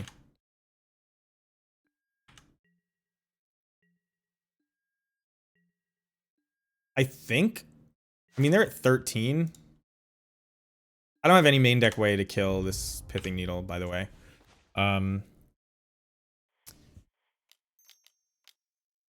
I could play Heroes. This is obviously so. Yeah, it's so good that they concede. They just can't keep anything in play. And all their removal is 1-for-1, and they can't counter my spells, so they have air. We're gonna bring in Trashmaster, obviously. Hitsugu, doesn't. I mean, it's decent against like any Saga deck, right? Probably better than Blood Moon, just because they can have Pithing Needles and stuff. I don't think I want Chalice. Necromensch is bad. Blood Moon is probably bad. Like, although Spike always says that blue-white's mana base is really bad. Like, really bad. Maybe I just keep like one. Do one of each. They'll remove a light. Combo's probably pretty good. Probably not aggressively attacking with Battlecry Goblin. Hog Fanatic is okay. You can go either way with this matchup. Like, you can aggressively combo over and over again, and it's not that bad. This is probably even overboarding. They're just like... I like boarding in cards that attack from different angles that your opponent has to deal with. In fact, we probably want to board out 2 Aether Vials. Like, I know a lot of their removal is sorcery speed, but I got to imagine they're playing Solitude. I don't think Hidetsugu is even that good. So like, you like, I don't like Ashioks just because I can't get them out before they, this is a mulligan because it's a 1-lander. Just as a rule, by the way, I saw another streamer do this earlier today, and I said it in their chat, and I felt bad saying it because it's like a very basic lesson. I was just like commenting. I don't know why. Every hand that doesn't have enough lands looks fantastic because it has all gas in it. So like, don't tell yourself, oh, it's a 1-lander, I'll get there. Like, no, you have to mulligan. You just have to. This is a pretty good hand. It's pretty slow. Maybe this hand sucks. It looks good because it has Trash Master in it, so it can like recover. If you draw any 1 or 2 drop, it's really good. I think I'm gonna keep it. And we throw back a Harbinger. I don't like Ashioks though because they're not really searching their deck with anything except Stoneforge Mystic and these fetch lands, and like, not a huge part. And on the draw, I'm not gonna be able to shut them off of either of those in any kind of timely fashion, right? Like, best case scenario, I'm like turn 1 Blood Crypt, Skirk Prospector, turn 2, you know, Blood Crypt, Necroment, or Blood Crypt, Ashiok, and it's like, I can't protect it then. You know what I mean? It just doesn't seem really that impactful. Gotta know when to fold them. I love that song. That is I don't think it's like presumptuous to say that's one of the best songs ever written. See what they grab. They know what to grab. Makewilms. Makewilms is the Birds of Paradise. Did you know? All right. So that's actually going to end this game so fast, and I kept a slow hand. Really sucks. All right. This doesn't normally happen, but here it is. Guess we should have mulliganed. This is one of the reasons Mog Fanatic is so good. Mog Fanatic just like completely, Mog Fanatic plus munitions export would have enabled us to kill this, and then like you just completely clean up their whole board. We're probably losing this. Yeah, I agree. I don't know why you put the cap on. Is that an accident? Is he not a good musician? I think being a singer that good definitely puts you up there. You can't kill Kaldra when we don't play like what's the name of it? We're not playing Sting Scourger to bounce it. Bounce the token, that is. So this is gonna hurt us real bad. I guess our 1 out is to try to combo ASAP. They deal 6 a turn. We have some chumpage. I don't believe there's anything in my deck I can search up to deal with this Kaldra. Usually people grab Batterskull. Just by the way. And you should pretty much always grab Sword of Fire and Ice or Cauldra.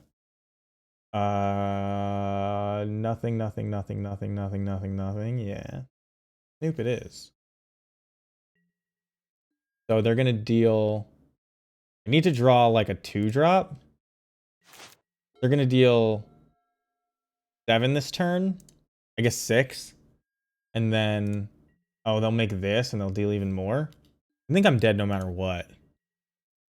I can block 1 this turn, or like 1, 2, 3, 4 next turn. But then I take 7, I go to 5. I need 2 blocker. I think I'm just dead. I believe I'm just dead. I guess this technically blocks 1 both turns. Maybe I'm not just dead. We'll see. I'm at 6. Mog War Marshal. Oh. Well, we can't even combo anymore, so we're dead. Only 2 Kikis in the deck. Mr. Bodingles, thank you for the raid. How's it going tonight? You were playing more Urborg Coffers stuff? More pox? I hope you found the right configuration. What did I do there that was wrong? Nothing? Do I ever do anything wrong? Let's be real. I think a combo hand just beats that, right? That is what I did wrong. I shouldn't have boarded out that Harbinger. But here's a combo hand. You don't need to play optimally to win. You just need to play. Stream's popping off. Bob hit us with the raid. He saw you streaming and he saw me streaming and he was like, nah, I can't force them to watch Pox. At least Goblins is a cool deck. so everybody's here. I actually unironically love watching you play those Pox decks. They're like, I used to when Modern was young and I was playing Storm because I didn't know any better. Oh no. That is like the first of a series of draws that makes us not able to win this game. I'm very not liking the way it's looking. All right. Kiki's not on top. It's fine. You mean Dan Bopes came? You fucked it up, dude. It's something you did. You joined 6 tournaments and dropped. You locked it all up. Mine works. Mine works, and I have custom CSS on it. So it shouldn't work. So they're just dead.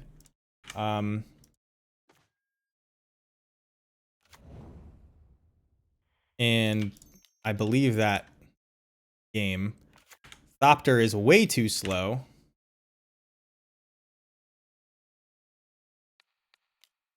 Were they able to fix it? No. When somebody tells you, I don't know why it's so fucked up, that's not like, I don't know how it got so fucked up.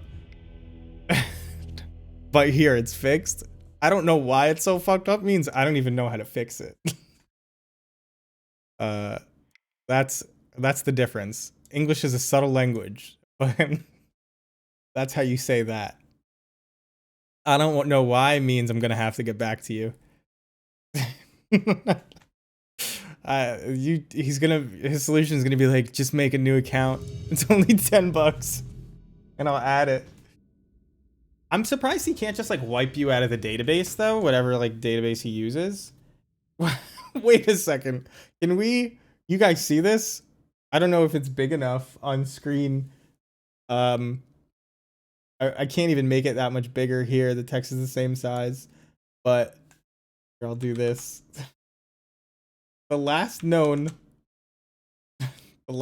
deck of our opponent. Can I zoom in? This is how we all feel. Last known is generic Ragavan. Like, holy crap. What is generic Ragavan? The black thing I brought onto the side? I guess you keep this. It's not good against generic Ragavan, I'll tell you that. But is that really what Sightwinner is playing at 1 a.m.? This is what Cedric Phillips calls a can't mull, can't win. It looks like generic Ragavan. It may actually be burn, which this hand isn't great against. Obviously, this hand isn't great against a lot of things. It's good against like Valakut decks. Yeah, it's burn. I don't even understand how do you. It's like, okay, the hand got a tiny bit better.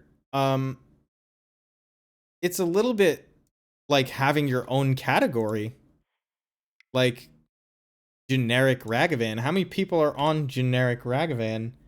There's like, I gotta see what it is, because there's like blue red Murktide and there's like Grixis Shadow. So this is like just mono red prowess, but it's not prowess, so they're calling it generic Ragavan. And it's just, I don't even understand. What else is in the pile? Underworld Breed? Yeah, this is prowess. This is I guess you could call it 3-color prowess, but it's really blue-red prowess with a splashed meddling mage for no good reason. I don't understand this deck at all. I mean, obviously they have a shit ton of removal, so there's almost zero chances that Conspicuous Snoop survives, but I'm going to play it, and on the off chance that they tap out, we'll kill him. Now, never mind. Now we won't. I guess, no, you can still do it. You just have to get to their end step. We have a horrible matchup against most blue-red prowess decks, and I don't imagine this is an exception. Before Rhinos was the nightmare matchup, blue-red prowess was like our hardest matchup. It was really hard to kill storming entities, and they put a lot of pressure on you, and ending the game in the air was enough. That is a good draw, isn't it? So they can sacrifice Lava Dart to kill my guy and make me deal no damage, but like, isn't that a good thing? I guess not. I'll have one land, and then I'll have a vial. So the likelihood of them tapping out is like even more. I kind of like that play. It's like a stupidly tricksy play, but can I win another way? I'm at 16. I'm going to go to probably 3 less, 4 less. I'm going to be at 12. I don't have a long time. I think putting them on one land might be the best way. You can protect your combo if you go with Expert. I don't really know what you mean by that.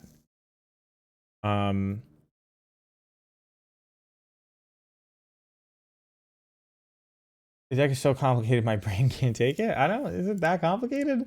All right, let me give you a zoom in on what's going on here. I have a really bad removal spell that they can counter by sacrificing a land.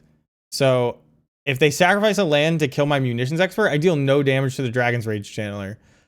I'm questioning whether or not I like that. I'm taking a horrible option and pretending that it's playable. Like, well, yes, that's what I'm saying. I am hoping that that's enough. Now, I can win in the Lava Dart doesn't stop the combo, by the way. I agree, Flat Eric. That's what I'm going over. The Lava Dart doesn't stop the combo. You can still put Kiki on top of your deck, and then at their end step, you have to make your copies of Conspicuous Snoop, and then you just untap with them and kill them. And you know, that's like, it is what it is. Like, that was very risky for them, because if I have a 1-drop to Violin, their thing still dies and they're down to 1 land, but it is what it is.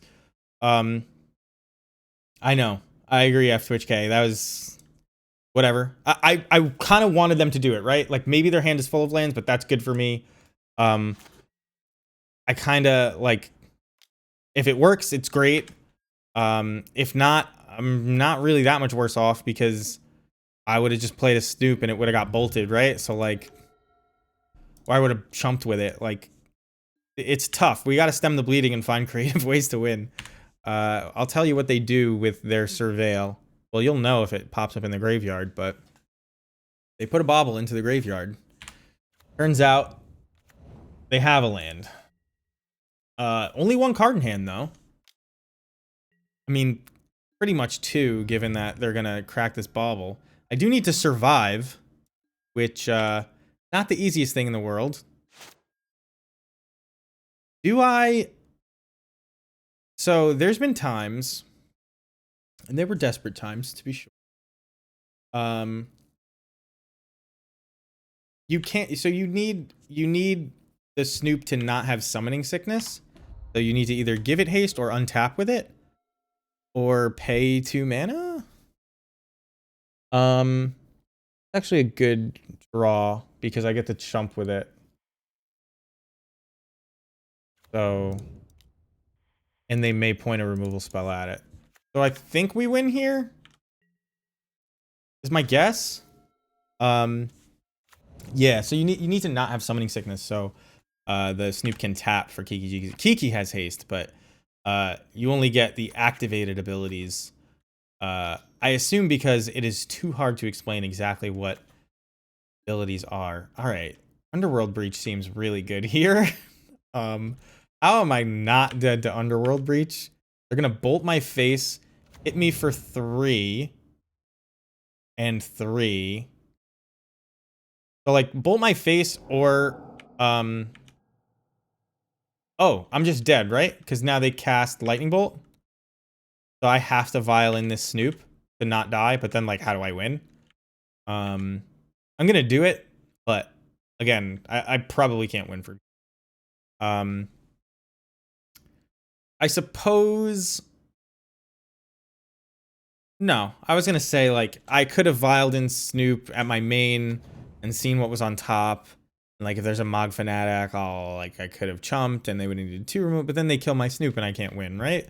I mean, maybe if I get a Sling Gang on top, I can theoretically... But they're at a pretty high life total. Do they see the bolt line? They must, right? I mean, if I have a Mog War Marshal, it's a pretty bad line. Oh, it's a 1/1 now. Looks like I win. Cool. Glad I made him do it. Because... Oh, shit. Wait, it's not a 1/1. Oh, my God. This opponent is so good. Just cast that Mishra's Bauble again. Do it. Damn. That's what they were taking so long with. Just barely kept Delirium. Snoop on top. I don't have a way to give it haste. For 4. I can upkeep. Put a Sling on top. And then just play it. And then Kiki Jiki can eventually come down and like copy Sling and I can win that way. So I'm gonna try this. I have 2 cards in hand. So at your upkeep, you can vial something in after you've ticked up, but before you've drawn your card for turn, you can vial in Harbinger. So it's like a pseudo tutor as opposed to just a Harbinger. I guess, wait a minute. If I get Munitions Expert, how do I lose that game? More threats, I guess. I feel like I kind of need to end this game like ASAP, but I don't have a way to do it. Like, Sling Gang gives me a bunch of blockers and life gain, so I'm not just dead to bolts. And then it's like something to do with Kiki as well.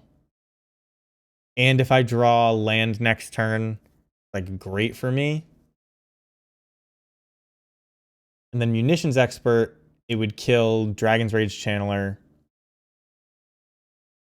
And then I would just have a 2/1 and a 1/1. I can block the Swift Spear with. And then I'm drawing the land as well. But I'm at 4. The RC fly's got to kill. It doesn't fly right now. Doesn't fly right now. And I can gain a bunch of life. The question is if how different Sling Gang is in winning quickly. 2 cards in hand. Damn, and there's a third with Mishra's Bauble. That's what makes getting Munitions Expert seem dangerous. Like, why don't I just get Ringleader and like hope I draw good? Like, but if Kiki copies Munitions Expert, I'm probably winning.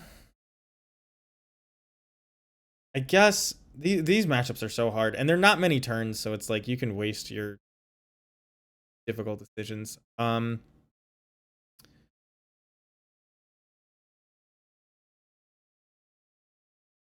Yes, I have to get Munitions. I really don't like it. But the 2 cards in hand, it makes it seem like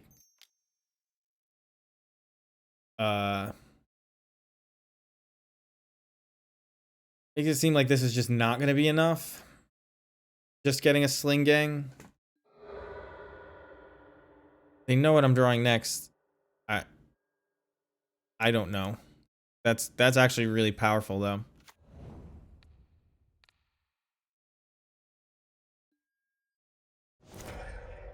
We'll play this. Land is not the worst draw. I'm taking up Vial no matter what. Well, wait. Am I taking up Vial? If I draw land, I can play Kiki. If I draw a 4-drop, I can play it. If I draw a 3-drop, I can play 3-drop plus 4-drop. But I can do that with picking up Vial too. So let's pick up Vial. Aggressive Iteration is such a good card. Damn. That is like always painful. Bloodstained Mire, getting the full value. And drop. And F6. Actually, I shouldn't F6. Shock it. Got it. Shouldn't F6 because it looks like I'm holding up Munitions Expert, but... Did I reveal this Kiki? No. Lava Dart, that's a good one. We're just dead to Lava Dart, right? Yeah. We are actual dead to Lava Dart because they kill both our blockers and swing for 4.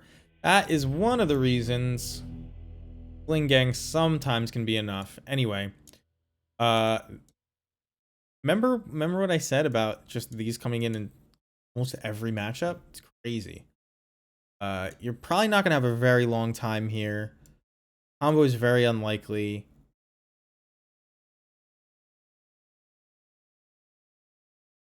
Guess I'll board out a Kiki because of that. This is a very hard matchup. Is this the 5th match? I don't even... How do I check?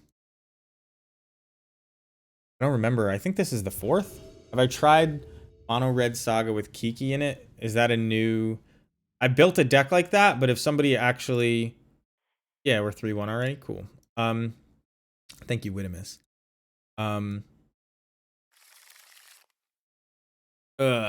This hand is like... You have to draw really well. But it has 2 of the things you want to do, but there's better hands. Oh my god, this hand is not better. Hand is not better. Alright. We'll keep it because, I mean, Vile and Snoop are the best cards in our deck, but...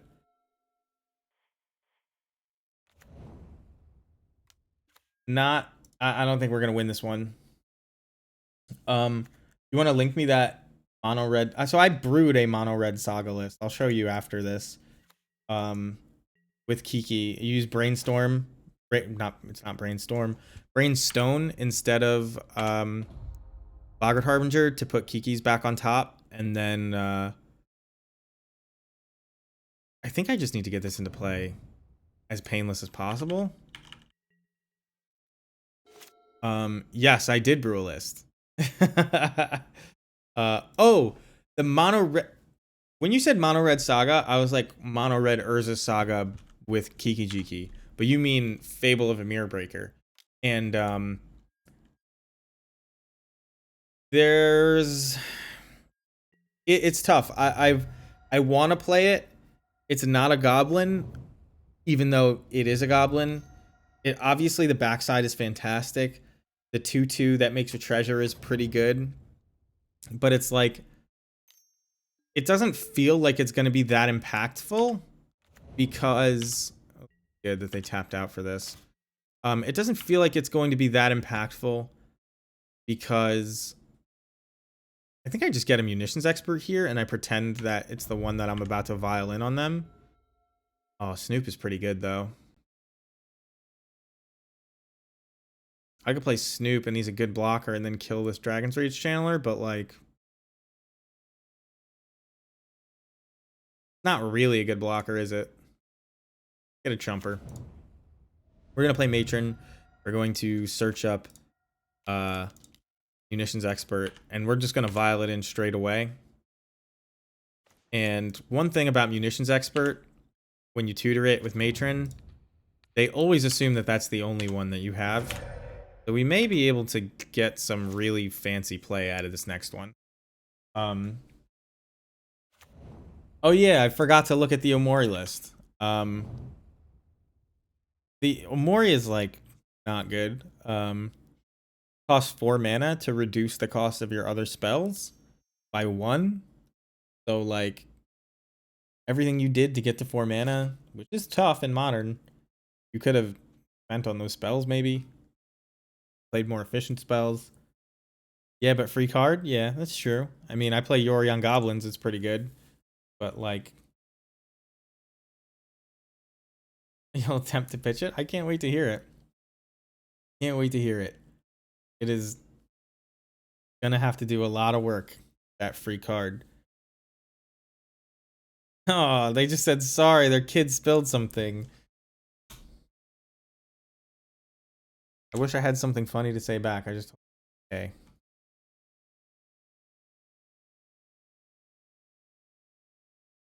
Why is your kid awake at 1:20? Where are you from? Sight winner. Even if you're from California, why is your kid awake? I'm bad at math. What, 1, 12, 11? Why is your kid awake at 11? Kids that are young enough to be spilling stuff and needing help with it.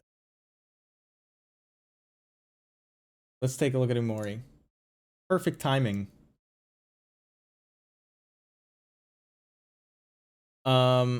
I understand, but you don't need help when you spill stuff, Mr. Bodingles.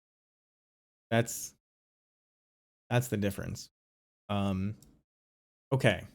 So we're doing a lot of work to find some land, which I assume is Cabal Coffers and Urborg. Fine. I am impressed that you didn't play Yavimaya. I'm impressed.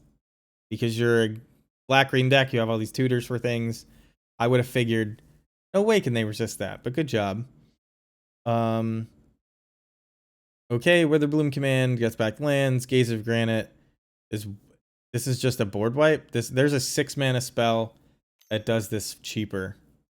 As crazy as that sounds, to kill Jace plus, you're gonna have to spend 7 mana, which is pretty nuts. Go Blank is probably decent in modern. Maelstrom Pulse, Damnation. Card is bad.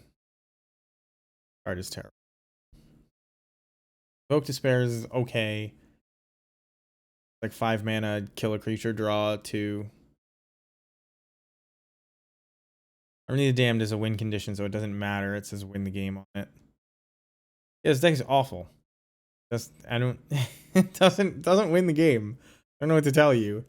You're spending a lot of brain power to make Umori good. And there are cards that do these things but better already for cheaper. So like 10 in California? What time zone is there that I'm missing? East Coast, Central. Does it not just go to West Coast? Is there Mountain Time is the thing?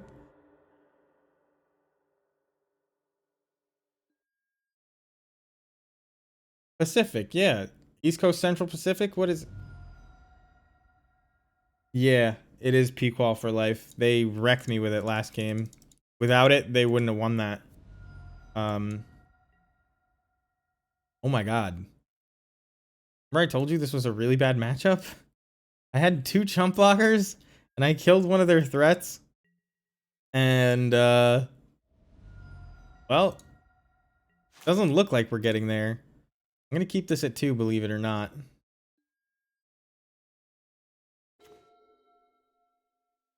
Of the draws, that is one that might do it.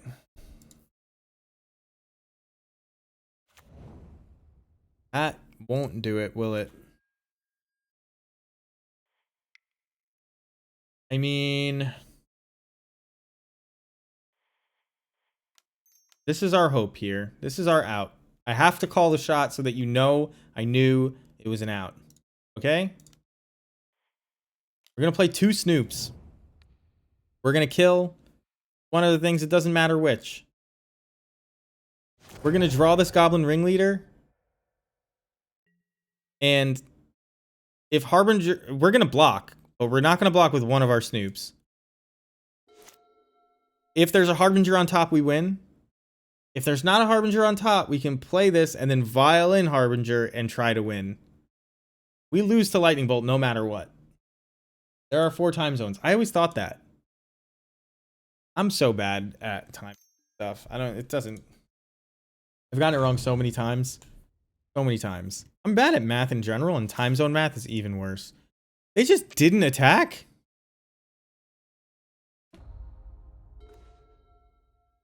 Alright, guys. How many languages can you say never didn't have it in? I can only say it in English. Right, well, I mean, maybe we spoke a little too soon. I kind of don't want to attack, but I have to start attacking. I could trade. Yeah. That is, it's the truth, Widimus, and I'm sorry. It is. There are spells that do all the stuff that you're doing with those discounted things, but better. Is the 4/5 good? If the 4/5 is good, you would need to be playing, I would think, a lot more discard. Like, I could conceive of ways. I could conceive of ways to make just a random companion good. They all involve locking your opponent out of the game or emptying their hand and praying. I think Esper Umori makes the most sense, believe it or not, because you need Flagstones of Trocaire to make something like sacrificing both your and your... It's probably like 5-color Umori, to be honest. But your stuff needs to all be, I guess, instants, because you need to be able to counter things, and you want to play Drown in the Lock. So you want to be able to kill their stuff, counter their stuff, discard their hand, and eventually you win with your 1/4/5, right? I'm dead, right?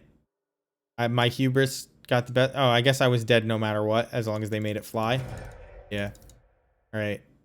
Good game. They can't even choose not to attack, by the way. So we're definitely dead. I was thinking Smallpox because you get Flagstones of Trocaire and Smallpox, but you'd have to play sword. You couldn't play instants, right? So yeah, I have to sell that Boseiju we opened. But let's open this pity chest. No, Mastermind's acquisition is not good. It's Wish is a better card. It's like there's no reason to be like, maybe I want to tutor something from my deck or my sideboard. Like, no, just build a sideboard for it. Like, that's fine. Get a cheaper one. That's it. You're done. You know what I mean? Like, play Karn. Just play an artifact sideboard. You're good. It's the concession for Umori is too much. If it reduced it by like any color of mana, maybe. But it's just one generic less. So like this card is bad. Your best cards, the cards that I agree with, that I know you need in this deck, built the way it is, they don't even get reduced. So like, you have to lock your opponent out of the game. You know. Could make Umori Goblins. You just have to drop the vials. Now that is an idea. Everybody talks about War Chief. War Chief is so bad. The best cards in our deck don't get reduced by War Chief. That's why it's bad. I've already made the Goblin pile. If you're interested in companions and want something that's actually good, play this. Deck is so much fun and very good. Easier to see if you do.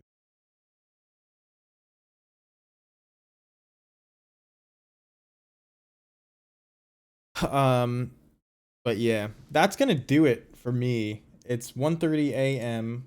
I'm gonna look up somebody else to raid, so if you would like to continue watching Modern, don't go anywhere. Because after whatever stupid pre-roll ad break they give you because you forgot to get the Twitch ad blocker, you're gonna be watching fantastic Modern content on somebody's channel. If you want to continue watching more Goblins, though, you could go to my YouTube where I post every single one of these VODs so that the Twitch overlords don't ban me for... Usually it's for playing music. What the hell? What? Not one Magic streamer that I follow is online right now. So I can't click... Fucking A. I just can't, like, click... there it is. That's a Dota stream. Modern Yarok Rhino Tribal. I don't know who Yarok is, but I don't know. Solar Squirrel got me with that name. He's not playing in leagues though. Come on. I want to see somebody who's like putting it on the line. You know what I mean? Come watch me and my dog Elvis play Modern League with Jund on Jund Sunday. All right. You got it. MTJO Assassin 75. We're rating him. You guys are going to enjoy Jund. Anyway, thank you for Bob for the raid. Thank you, Mr. Bodingles, for the raid. Thank you, everybody, for showing up and chatting. Wittimus, thank you for expanding my mind to let me know that Umori Goblins is possible. I hope that all of you, good night. I hope you enjoy watching some Jund. Don't forget to follow again, just to get notifications when I go live, which is after work, sometimes late at night. Yeah, have a good night, everybody. See ya.